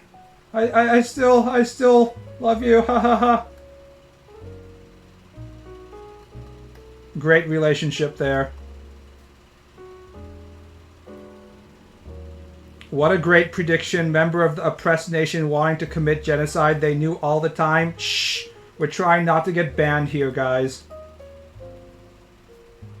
We're not allowed to say specific things about specific groups of people, no matter how obvious it is. Is Ingrid a bad guy? She's technically in the bad guy category, but she's more of the like noble knight category. And if there's one thing about female knights in hentai, you know what happens to them when they're around orcs. So that's basically why she's there. Mutants, obviously, yes. I think we should have robot sentinels to control the mutants. Yes. Ingrid is in the delicious brown category. True. Delicious brown with pink hair. Feels good, man. Why aren't there more women like that? Where are all the female orcs? I assume they're going by hentai rules where there are no females in the species and they have to impregnate other women. So Ingrid isn't Oboro bad? Yeah, she's slightly better. She's like honorable and shit, but she still does bad things, I think is how it works. I don't know, it's time eating logic, nobody really cares.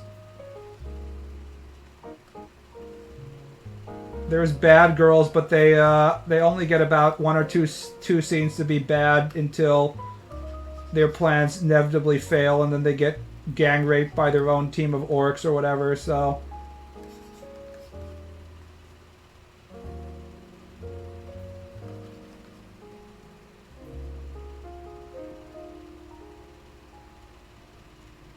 there's half-orc female Taimanin implies the existence of female orcs. Listen, I'm a huge Taimanin fan, but I'm not really going to go deep into the lore because it exists entirely for us to masturbate. Don't overthink it.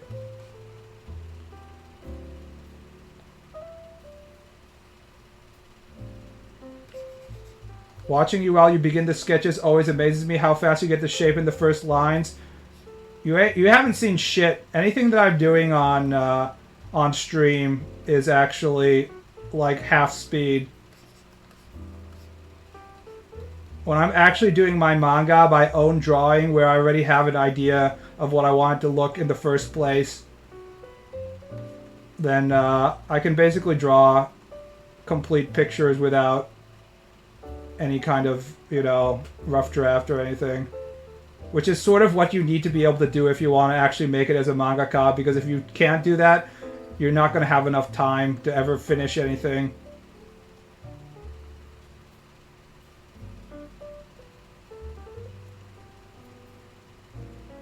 Taimanin orcs would fuck a trap, they serve both genders. True.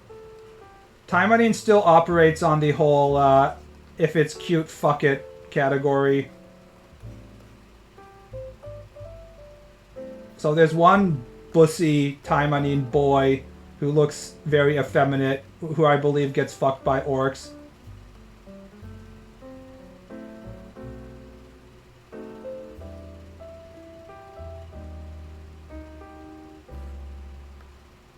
I need to have space for Colossus. I'm drawing Magik, but I'm definitely not gonna... I'm not gonna not draw Magik without drawing Colossus. Is that the correct? I can't do double negatives for some reason.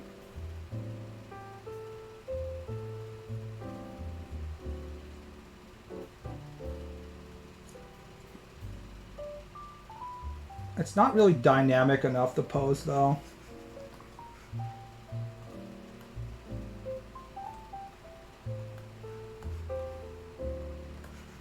It's not loose enough. That's her big bro? Yes, that's the joke.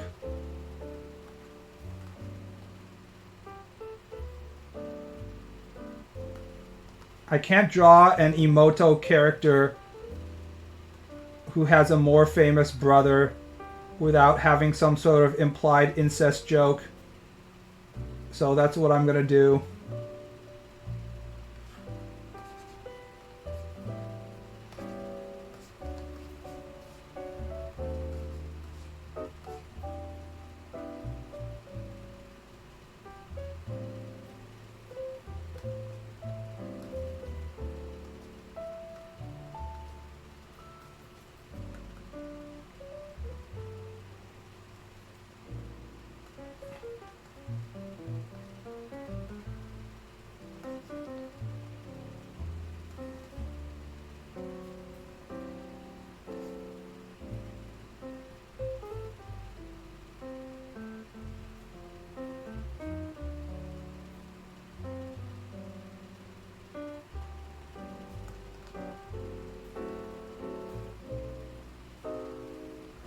Maybe I need to pull it back a little, is what I need to do.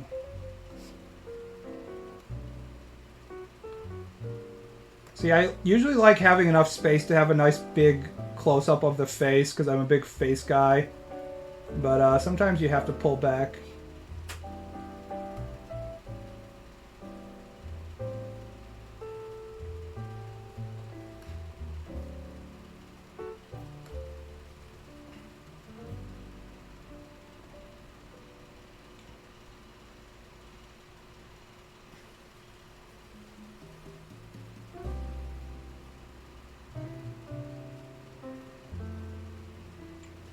For some reason when I'm drawing manga, I have a way stronger idea of just how to draw everything. It's something about the sequential nature of it and the paneling and stuff that just, it immediately gives me a better idea of how I want to frame stuff inside the frame. And I'm even better at drawing foreshortening and stuff when I'm drawing it in manga format for some reason. It's just like somehow about how my brain works better when it's manga, which is very strange. You have a frame? You'd think so, right? But I don't. Just being like...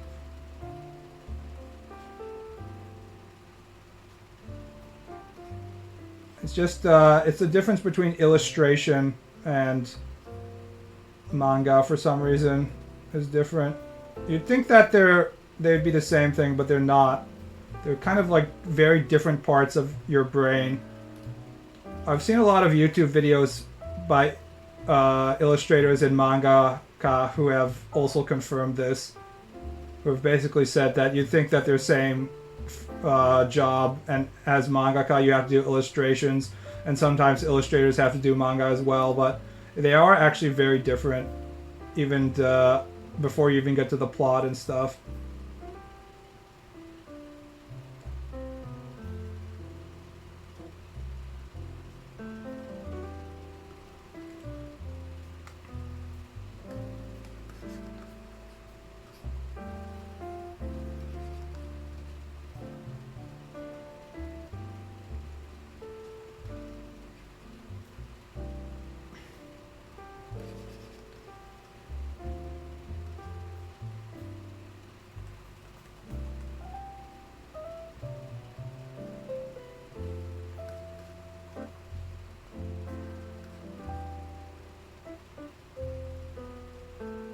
Being easier to draw when you have the sequence in mind? Yeah.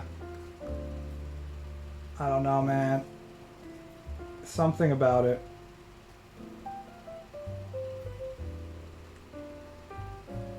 It's very hard to figure out everything you're trying to do with like a single panel.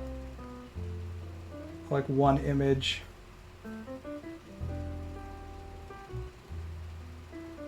Instead I end up kind of drawing like clipped shots of manga, but it's not really manga. Which is why I was saying that I was nerfing myself before I started working on my manga, because I wasn't using my true potential as a mangaka. And now that I'm working on my manga, I can sort of go full powers all out. I was just working on the storyboards of Chapter 2 before I started this stream. And shit was going very smoothly. But it is going smoothly. It's kind of shocking how easy it is to draw.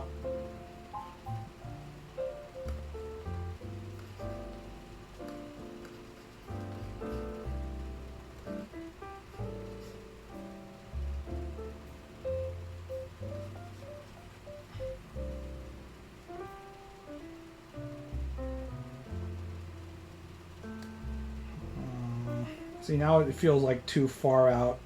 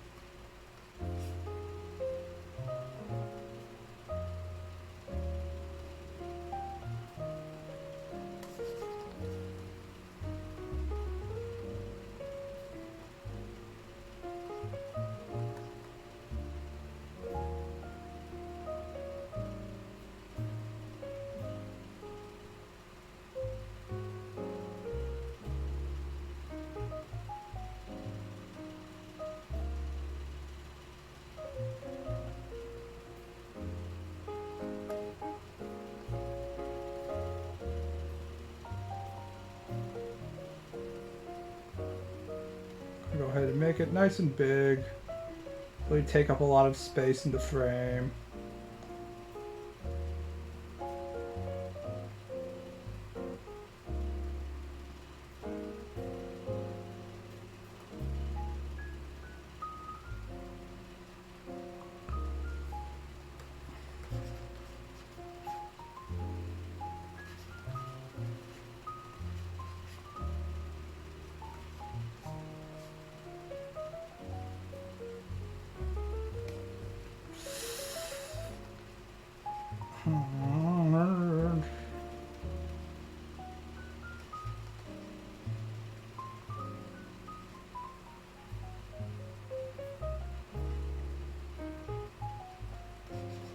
Filmmaker is a master of time and a mangaka is a master of movement. Mangaka also are using time.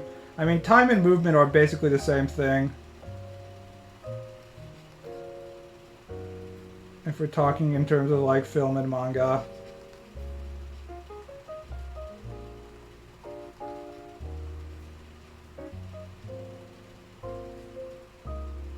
No, not really. You just don't understand.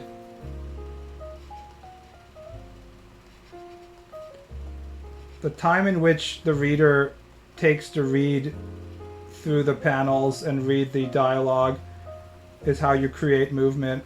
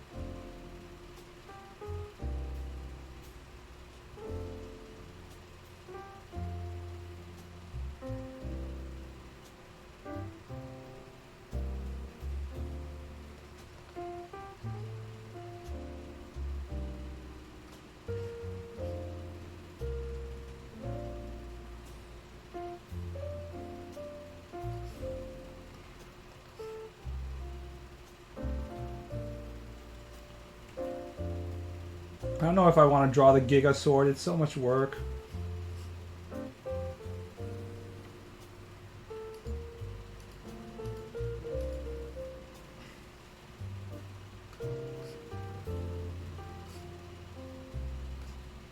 Maybe not. Maybe I can just abbreviate it a little bit. Maybe then it won't be that hard.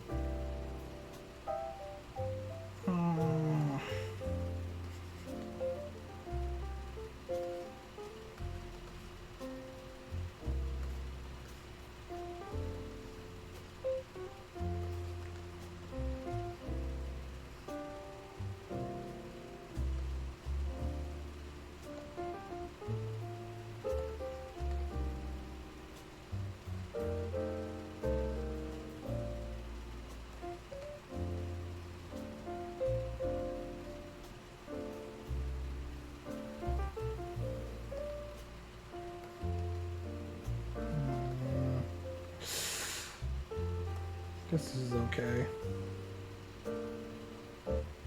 Zoom that shit out.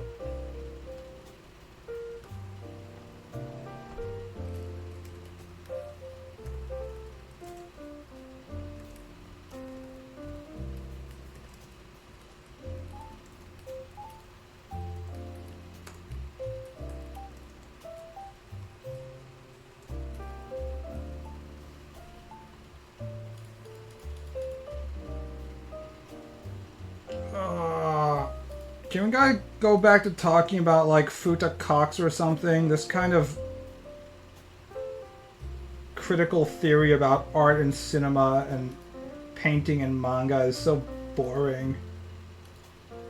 We don't actually need to discuss that shit. Worrying about all the mechanics about how that stuff works are stuff that people who don't actually create it have to worry about it. If you can actually make that stuff, you can sort of do it instinctually. You asking about Futa making her tits huge? I was thinking about it, how big I wanted to make her boobs. I figured I was going for the little sister look, so I was going to make them smaller on purpose. I haven't drawn medium-sized boobs in a while, so I thought it was a good opportunity. Are you okay? I just wanted to break us out of the spell of our pseudo-intellectual discussion about creating space and time through the medium of manga and shit like that. Nobody gives a fuck. The only thing you need to know is that if you draw 4 tits, it looks like the boobs are shaking back and forth. I honestly hate it when they do that. I never really see it as the boobs moving. I just see it as 4 tits. I wish they didn't do that. I always have a problem with those hentai, when they try and they go all in on the representing motion thing and then they draw 4 tits.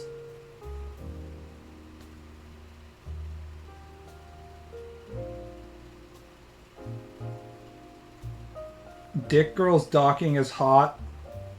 The only Futa that I even slightly enjoy is there's a Futa female in Taimanin, which is like a snake lady, and she uses it to fuck the girls, but I like it when she, being an evil woman, loses to the orcs eventually and then is getting plowed in her ass and vagina while getting a hand job on her Futa cock.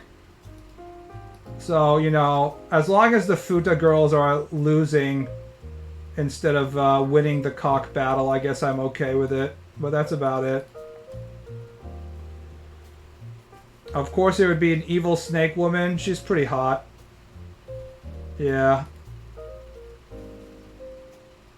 Crazy sentence to boot the stream to. Unfortunately, that's like 90% of the sentences in this stream. Just me talking about Taimanin Futa, so... It's not like you just randomly ran into the one part of the stream in which we're discussing weird shit. That's like 80% of the stream, so... Enjoy.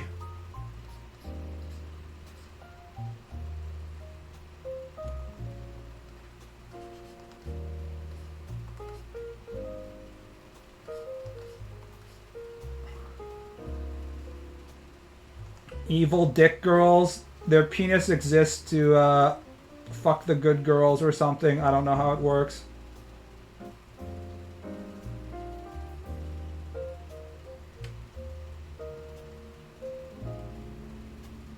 I thought the blonde and blue-haired chick get turned into dick girls or something. They get betrayed by the Japanese National Guard or something, and then get raped by a platoon of Japanese soldiers, and then they get all their nipples and stuff pierced, and then get branded with the words public cum dumpster and stuff, and then while they're eating food covered in semen, they get their heads chopped off, and you think they're dead, but then 20 minutes later they show back up as tanned girls with cocks, and then they fuck Asagi.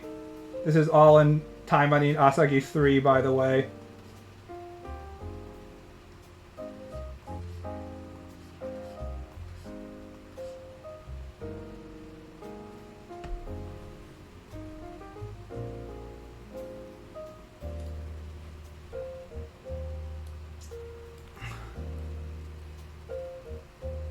They become demons, right? Demons, vampires, something. The big antagonist is a vampire, so he can just repurpose your body, even if he cuts your head off or something. I don't know. Don't worry too much about it. It's porn. It's not particularly important how the mechanics work.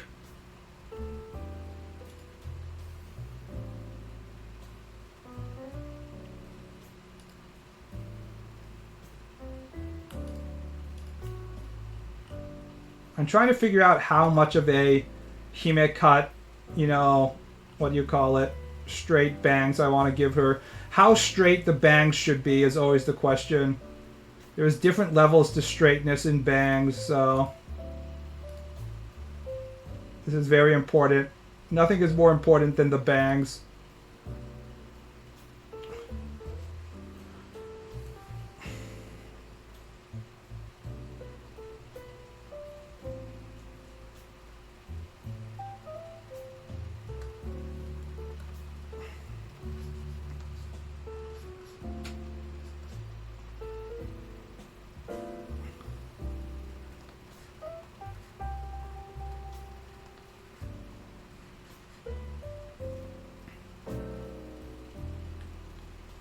It makes me proud that you understand the importance of bangs and their structure. Unfortunately, the truth is that the only way to tell anime girls apart from other anime girls is by how you draw their hair, so you better get somewhat good at drawing hair and emphasize it. The moment that the girl cuts her hair and has a different hairstyle, she's a different human being, so you better get that shit down and figure that out hard.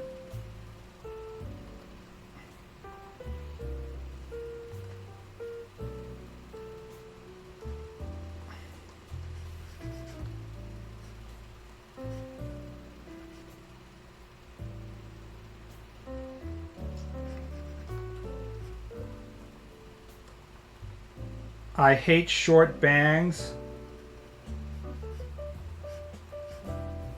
They look so stupid.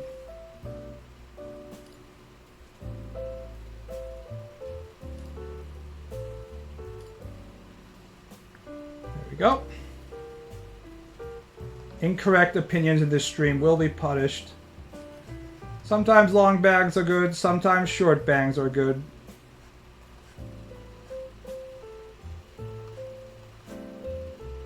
Often short bangs, like intentionally short bangs, are given to girls to make them intentionally look ugly. Case in point, Fuka in Persona 3. She has these weird short-ass bangs that come to the top, like way above her eyebrows. And it's to make her kind of look like a plain girl, which makes her actually look cuter. By making her less cute, they make her more cute. It's one of the geniuses of Japanese storytelling. If you're not a hime, you're not allowed to have a hime cut. Bangs are like that.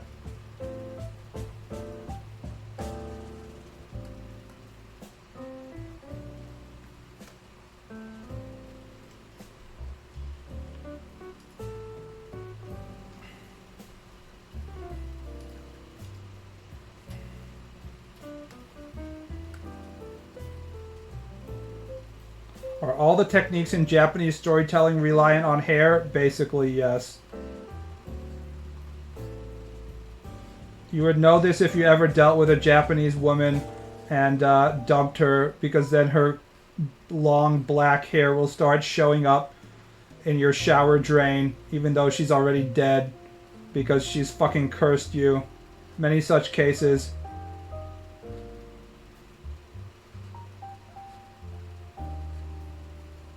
Remember how the first chapter of the Inuyasha manga, the first evil woman, the first antagonist to show up, is a hair demon? And all the hair kumers were like, let's go!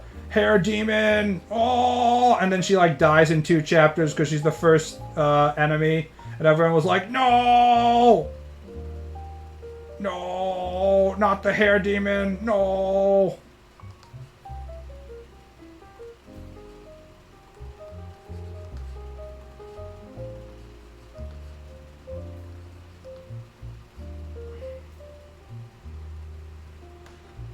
It's okay, she comes back. Of course she comes back eventually. The manga's like 80 volumes long. Everybody's gonna come back. If it actually ended in like a normal time frame, she wouldn't have time to come back, but when the manga is that fucking long, then pretty much every character that's dead is gonna show up again as either like a more powerful enemy or a friend or something like that. I mean, that's Shonen 101. Evil character you defeat early in the story shows up and now they're an ally. Naraku be like that. Oh, we caught up to Naraku. Oh, where is he? Oh, he left. He left again. Sorry, Naraku went, he's on lunch break today. Looks like we can't kill him.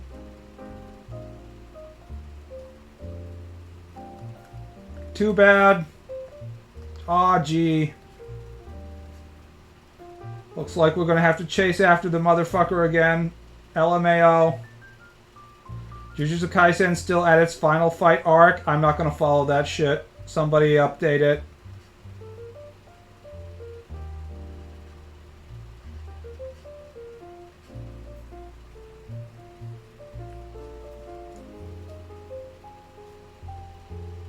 There's only one thing I know about Inuyasha, and that's out of all the characters, Sango is the hottest, and Kagome is the least attractive. These bangs need to be longer. In true Takahashi Rumiko fashion, the main girl is also the least attractive and least appealing, as is always the case. Because we can't have the main girl be best girl, or even close to being best girl, of course. What is it with Takahashi Rumiko and just like aiming to make the girl that you have to see the most one be clearly the worst girl? It's bizarre. You're forgetting her wing antenna? I'm gonna draw them later because they're just black. Get the hair right, and then you draw the wing antenna later.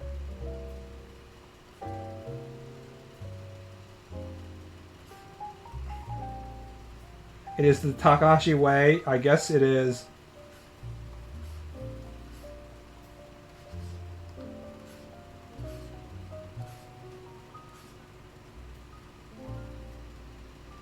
We all know who the best girl is, of course.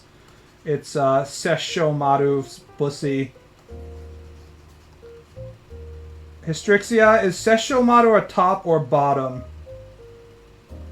This is an important question. If we have any yaoi experts in chat, can you please answer that? He's a top. Is Inuyasha on bottom? Or is somebody else on bottom? Who's on the bottom when coupled with Sessho Maru? Is it, I assume that it's half the time in Western media, it's the special OC creation of the female author. Their self-insert is on the bottom as Sessho Maru fucks them. But in the case that if it's yaoi, Inuyasha is on the bottom? Okay.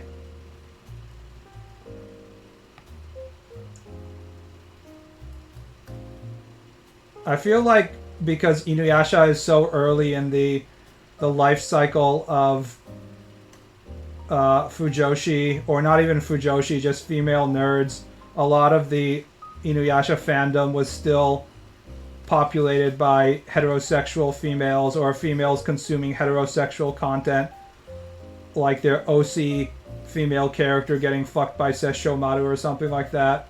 I feel like they hadn't really discovered the wonders of yaoi at the time yet, even if I'm sure there are some people engaging in it, but we hadn't gone full yaoi yet. It was a mix, to be honest. It was just so early. Like, Ranma was when, like, people were discovering what anime was, and Inuyasha was when it exploded. But because it was, like, stage one of anime becoming common and popularized in Western media, I feel like the female nerds hadn't reached their full potential of only consuming man-on-man relationships, and they were still like, oh, I would like this hot male character to fuck me instead of being like, I want to see him fuck other boys. Lots of Koga Inuyasha stuff. LMAO. I of course like Sango because she wears the bodysuit and is basically a ninja. She was Taimanin before Taimanin. God bless her soul.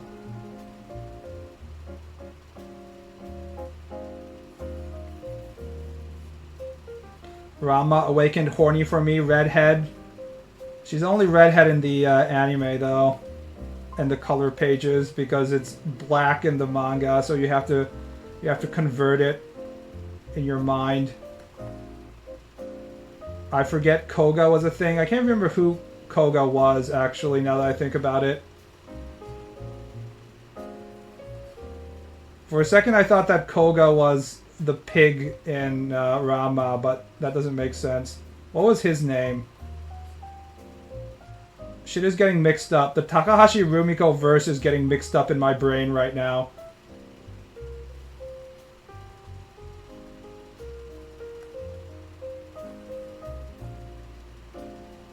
Koga was the wolf demon who wanted to marry Kagome. I don't even remember that shit. I didn't read that far. I dropped Inuyasha hard, so I do not have time for later characters. If it wasn't a character that showed up in the one anime episode that I saw by accident when I turned on the TV at 6 p.m. at the time, then I don't know who that is. Ryoga, that's right. Ryoga is the pig guy. Probably a lot of Ryoga female Rama yaoi porn, if you want to call it yaoi as well. Ryoga fucking female Rama was like the gateway drug for women who wanted to see men fucking other men but weren't ready for full homo at the time. Takahashi was easing them into this pattern of wanting to see guys fuck each other by having a female character who is also a man.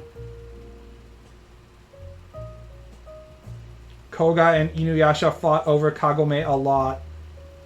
I mean, of course they did. It's like 50 volumes.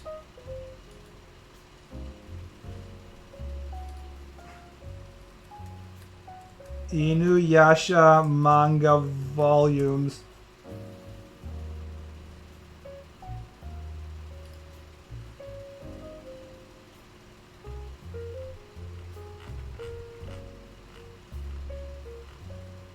Jesus Christ, it's 58 fucking volumes. Holy shit. It's like half of JoJo, and not half of JoJo like part, half of JoJo as a whole. Fucking Christ.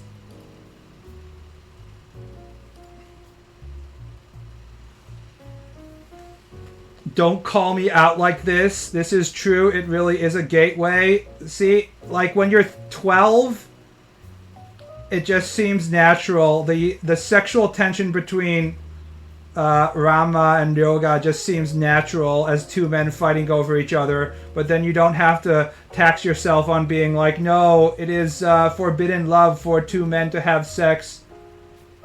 Instead, Ryoga will just fuck female Rama. And then, like, 3 years later, you're just, like, full-on Bara doujins. It's the gateway drug.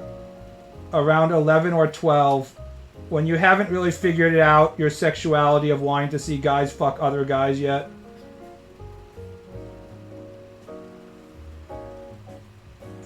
Is this what Inuyasha is all about? Yaoi and women shipping the male roster? It's actually all about, Naraku escaping and everybody wondering when the series is gonna fucking end.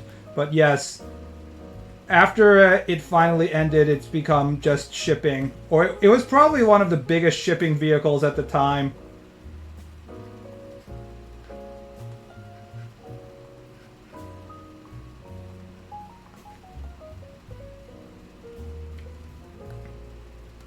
It's just a very powerful franchise.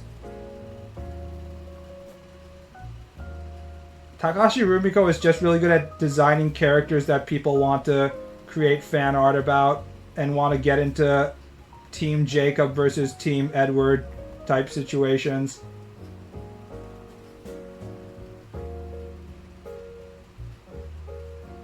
The fact that the main girl that is destined to win the romance battle is always the worst is actually almost helps the whole situation, because like nobody is gonna be like Akane is my favorite, you know. So all the shippers are now free to explore the other avenues and completely ignore Kagome or Akane or whatever, unless you're one of the weirdos who's like, oh, Kagome is just like me.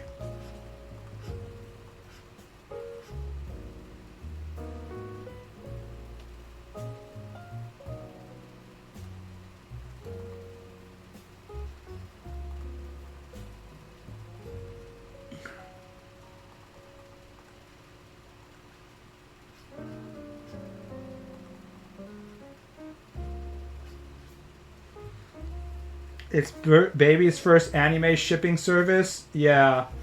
Sailor Moon didn't have enough romantic tension in general to really get the shipping going on yet. It didn't really develop a lot of different camps, you know, because each of the girls sort of had their own designated love interest. So you didn't have like the Sessho Maru camp or whatever. I'm more shocked by the fact that any woman was attracted to that man-child Inuyasha. He's a dog that you can tell to, like, sit when you want him to be obedient. And if there's one thing we know about white women, it's, well, you know, so... It's not that shocking, right?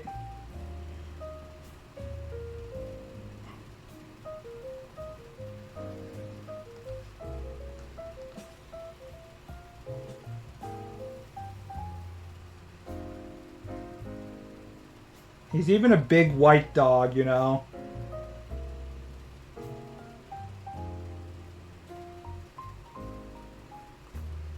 White women loved those big white dogs. I forgot what the breed was. The fluffy ones.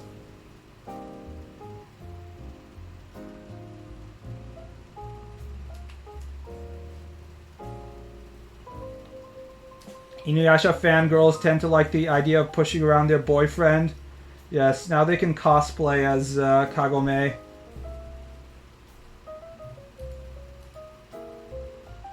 It gives them an excuse or a direction on how they should behave.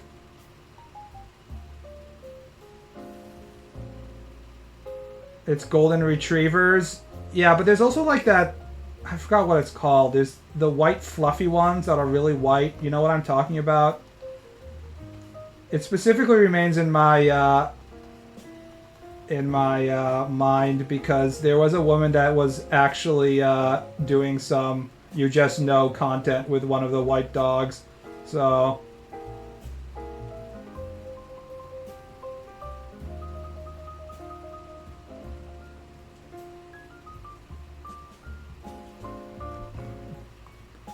Pomeranian? No, it's like a bigger dog. I think. I think Pomeranians are small, right?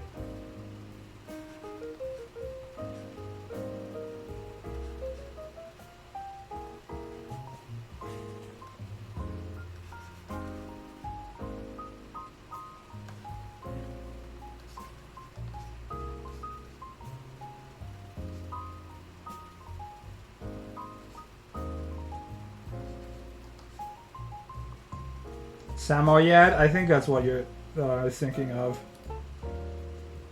I probably shouldn't Google Samoyed You Just Know because I think it might be too much You Just Know, but... Yeah, that's what I am thinking about, Samoyed. Of course Hystrixia would know exactly what I'm thinking of.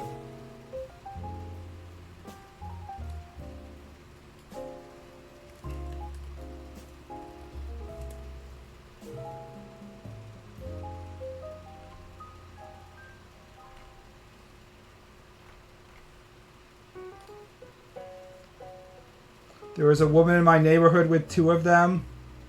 They look very fluffy.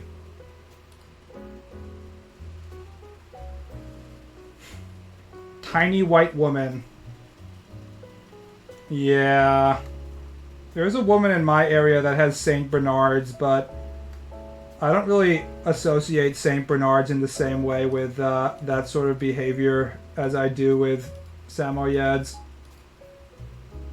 Samoyeds are really like top of the food chain for me when I think of white women, you know, doing specific acts. They are very fluffy. Yeah, I don't really like fluffy animals, that's one thing. I'm not a huge fluff fan. I don't like the whole mofu mofu shit. Fuck mofu mofu. Again, I like my women to be snaky and slithery. Can't figure out which direction her antennae are going. I guess they're going backward, so you would sort of see it like this. They're sort of like Valkyrie wings.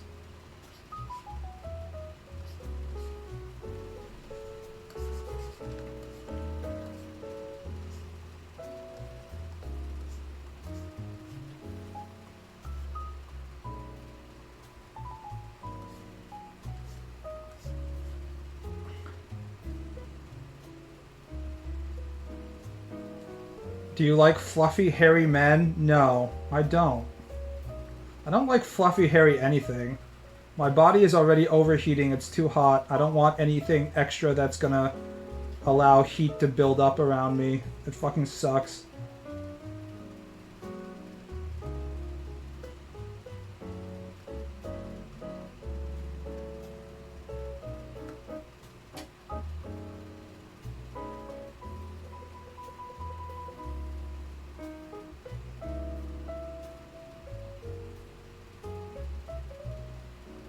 Big and sleek is much more aesthetically pleasing in my opinion. Yeah, like a anaconda.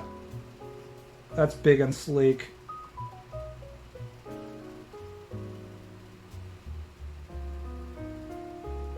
Hence my dislike of werewolf porn. Oh no, no. Team Jacobs in chat. Did you hear that? You're being dissed.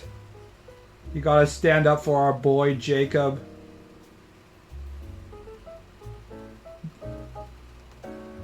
Tell all the Edwards in chat to go back to the cuck tent.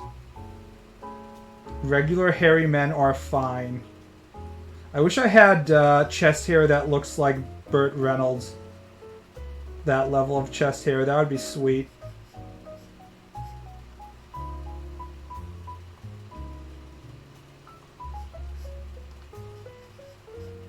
Shark Boy.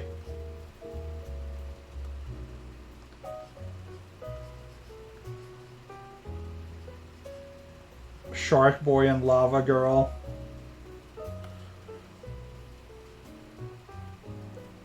I wish there were more snake men in porn. Are there not that many? I guess not. I can't really think of anything off the top of my head. How do you feel about Rikuo, the attractive fish man from Darkstalkers?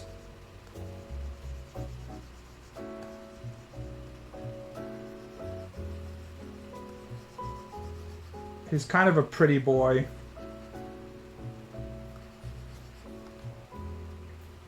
Very fuckable. You'll have to be ovulating and then sit in the waist-high water, and then he'll shoot his semen into the stream. And out of the 10,000 sperm, maybe one of them will go up inside your vagina and inseminate your eggs. Extremely hot sex act right there. Big meaty. He also kind of he inflates himself like a bullfrog when you're blocking.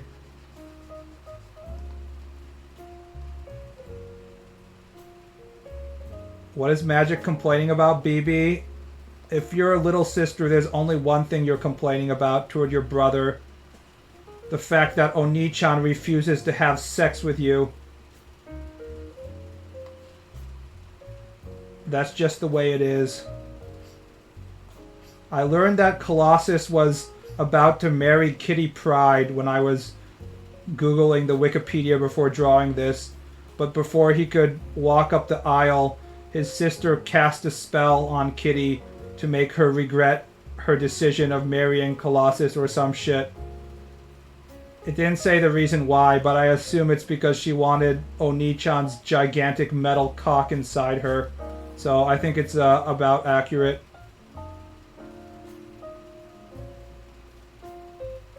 Victor has the best man ass? True. Well, if you like them big and, like, thick and round, he has a good man ass.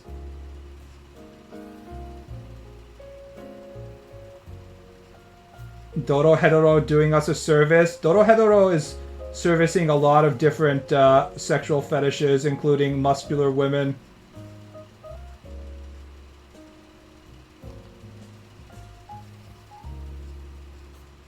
Is Dorohedoro still going? Or is it over by now? I haven't been following recently.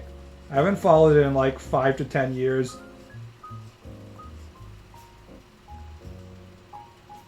Noi is perfect. Thick woman. It's done? Good. Okay. I'm glad that it's not going on indefinitely. It seemed like a story that would be better off if it was properly finished on a good timeline, so...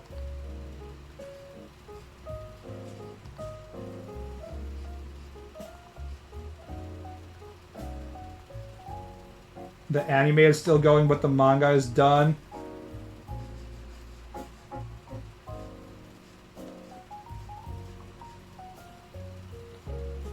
I mean, anime not being done kind of means nothing because unless it's really popular and they can keep on securing funding, the anime very rarely properly finishes manga, you know?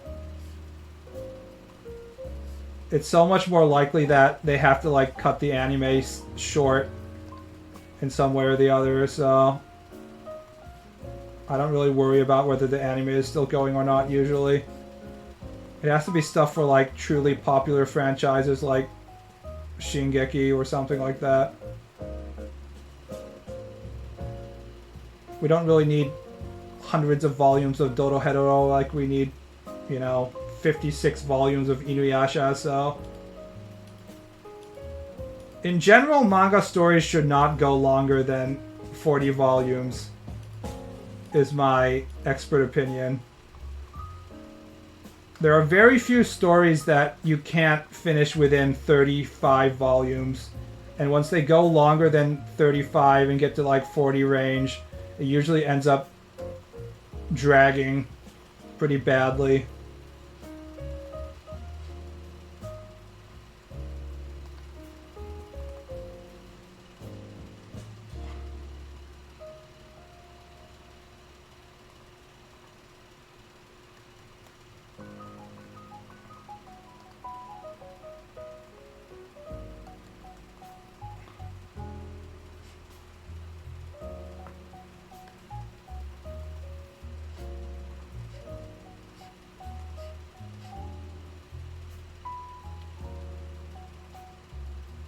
More mangaka should follow the Araki formula. Yes, pull out random ass plot from their asshole.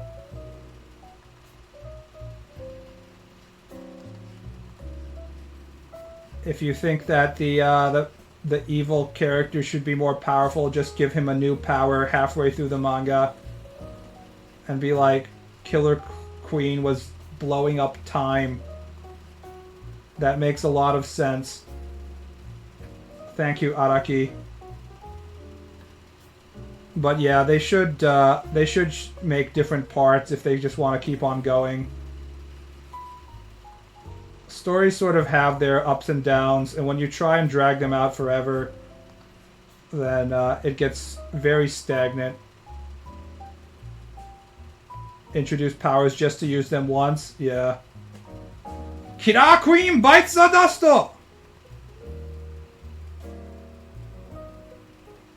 Pull out random ass plot as excuse to draw weird poses from your favorite fashion magazine.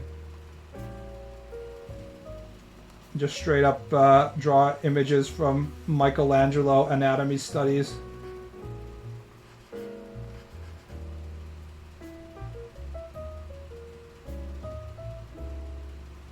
Part 8's reveal of the true villain being your girlfriend's ex is still really funny and cool. I would say spoilers because I haven't read any of Part 8, but I truly don't give a fuck.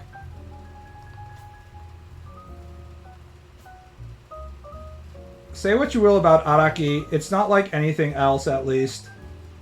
You don't have the feeling of it when you're reading that you have when you're reading other shonen manga, where it's like, yeah, I've seen this plot before.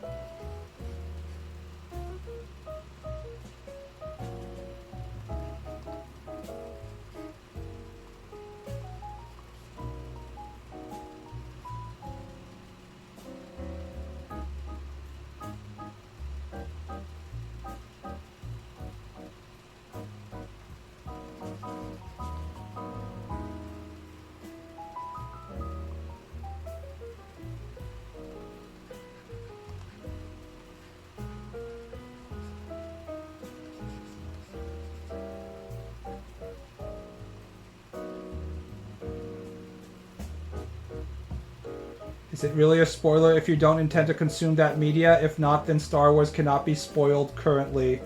Who of you guys is watching Star Wars Acolyte on Disney Plus? Everyone's favorite subscription service and favorite IP. We're all watching it, am I right, boys? Aw, gee. I wonder what's gonna happen to that crazy acolyte person. It's gonna be so wild.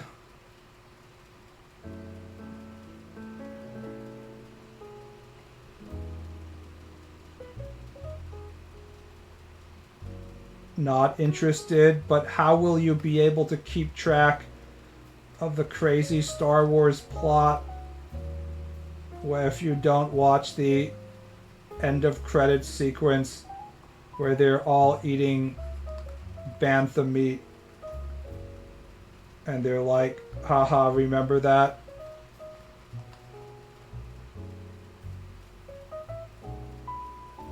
Falls asleep. You can watch the entire Saw series on Disney Plus.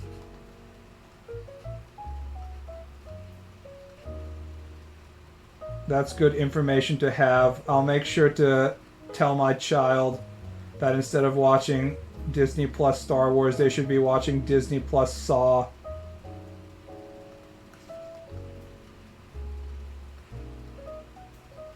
I'll just be like, here's a saw, and you're chained to this pipe, and now you can either watch the entire Disney Star Wars catalog, and then your lock will be released, or you can cut off your leg with that saw to escape this room. Those are your two options, son. And just see how he responds.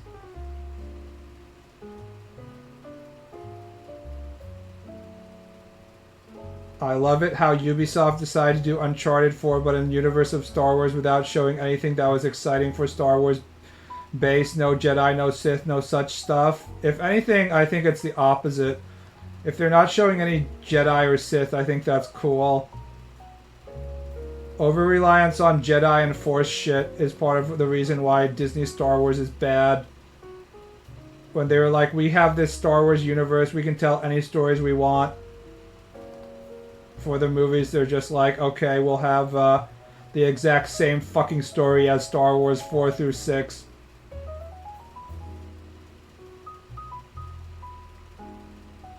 We now have fat woman Jedi. Everybody can be a Jedi, even a fat woman.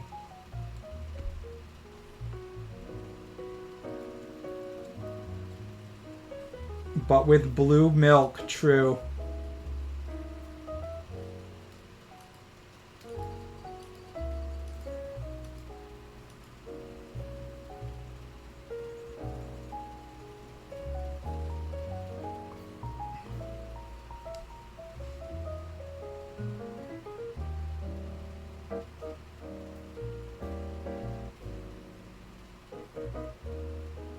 To be fair, Star Wars was ruined by the American nerds. That's why Lucas sold it. No, Lucas sold it because he was an old man who got tired of sitting on his IP and he wanted money and he didn't think Disney would ruin it as hard as they did ruin it. He's actually pretty much openly said that he probably wouldn't have sold Star Wars if he knew how it was going to turn out. Lucas is a huge nerd that was able to strike gold thanks to the people around him sort of putting the brakes on his nerdiest personality aspects and promoting the ones that were universal, like, you know, the shit that he stole from Kurosawa.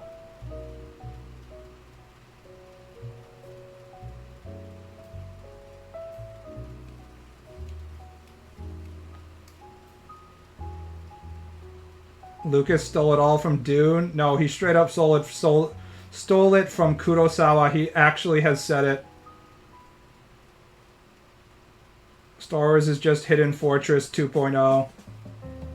It's the magic of the myth, guys. American Graffiti Lucas feels bad, man. I mean, you still see the American Graffiti Lucas in a lot of the classic Star Wars.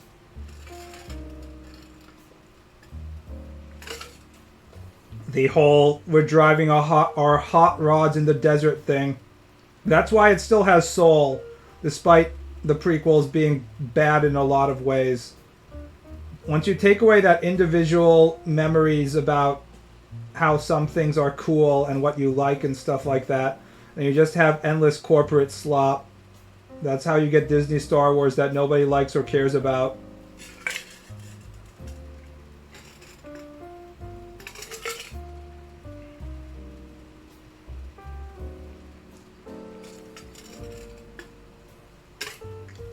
Despite all the groans that we got from the prequels when Lucas was like, let me explain how the fucking Force works using bacteria, or let me waste 20 minutes on the Trade Federation's tax policies and shit like that.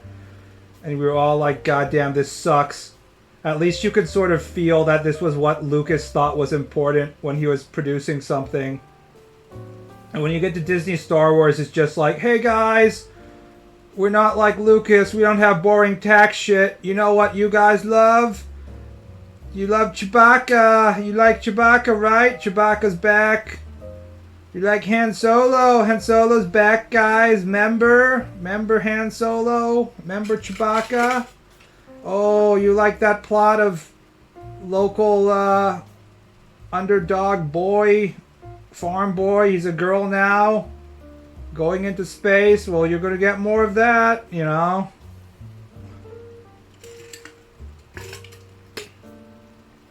Disney took everything that people liked the most out of Star Wars, made it into a greatest hits playlist, replayed it, and then they took the characters that would have been straight white males and made them into strong black females, and that was about it.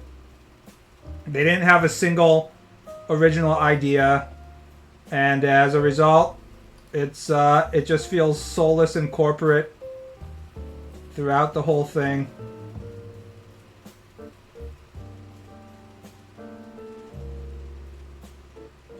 The more I study George Lucas, the more intriguing the prequels are with his jank-ass thought process.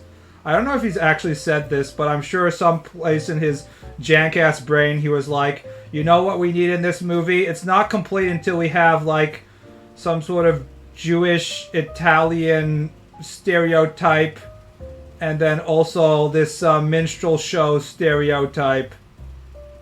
And now it's complete. I have nothing more to add. It's like, thanks, Lucas. God, I sure love getting to watch Jar Jar for 2 hours. If only Lucas had less yes men around him. I mean, that's why the original 4 movies were good, right? It was really close to being good if they just had the same number of yes men, which is to say fewer. For the prequels would have been pretty good. But unfortunately, Star Wars became too popular, so they're like, oh, he's a visionary. We must execute his vision. But you know, the pod racing, that's American Graffiti Lucas. Say what you will about American Graffiti Lucas, he still likes... It's still there in pod racing scenes. He's still like, you know what's cool? These really crappy cars that go super fast and explode and kill people when they crash. Just like in the 50s. I stan Watto, enough said. Without Watto, who would I cast as my ugly bastard to be fucking Queen Amidala?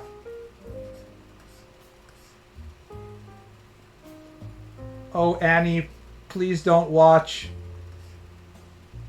as I take Watto's giant, I don't know, blue fairy cock.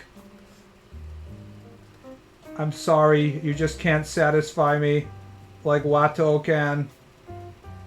That's just his Boomer Coup material showing. It really is. But I'd prefer Lucas's Boomer Coup material over Disney's corporate slop any day. Drag racing is still kind of cool. Actually, drag racing sort of sucks because it only goes in a straight line. If drag racing was like pod racing and you had to drive around a fucking course that has, I don't know, shit ton of rock columns and stuff, and half of the population died in the process, then it would be like fucking awesome.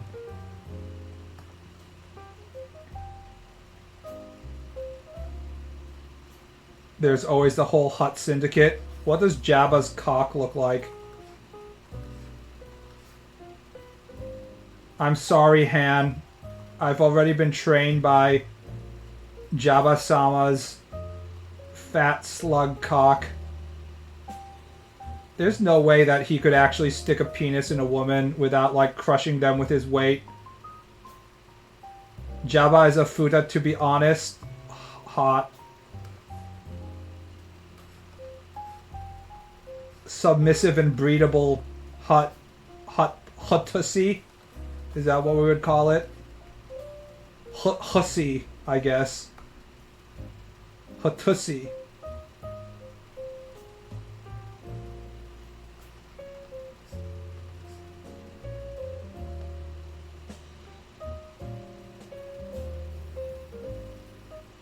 Hutts were canonically hermaphrodites. I probably remembered that because I read a ton of Star Wars Expanded Universe content. So deep inside my brain, I probably remembered that.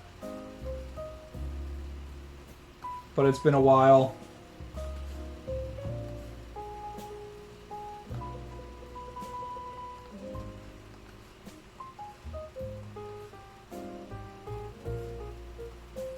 Like this.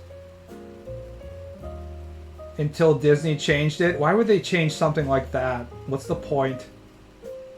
Disney have to just change everything Expanded Universe related. They're just like, we have to. We're the new masters now.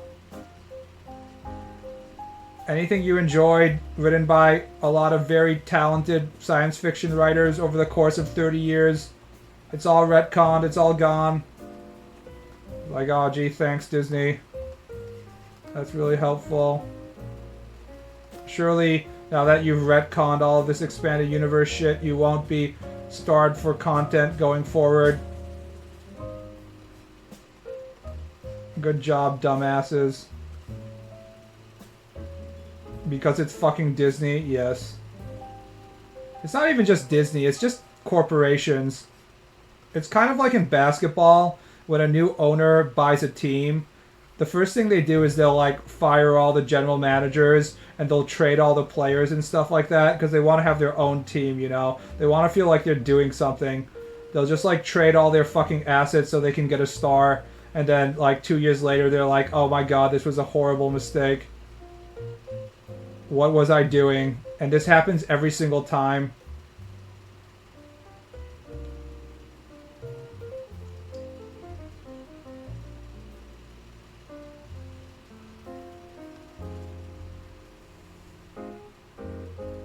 Gotta cut all the fun parts. To be fair, a lot of the Star Wars Expanded Universe wasn't that great, but I enjoyed a lot of it more than the actual Star Wars movies.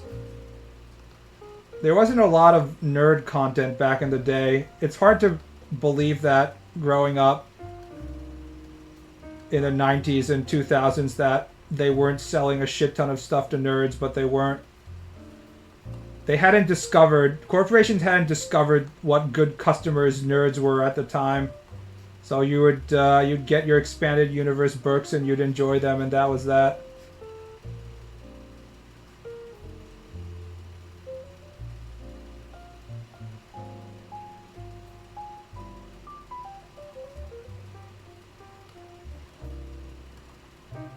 What's the time? It's hot as fuck in my room. It's 5, it's 6. Okay, I'm gonna end the stream here. I have to watch NBA Finals tonight, so I have to go run right now. See you around, boys. I will stream in the day after tomorrow as usual. See you around. Good night.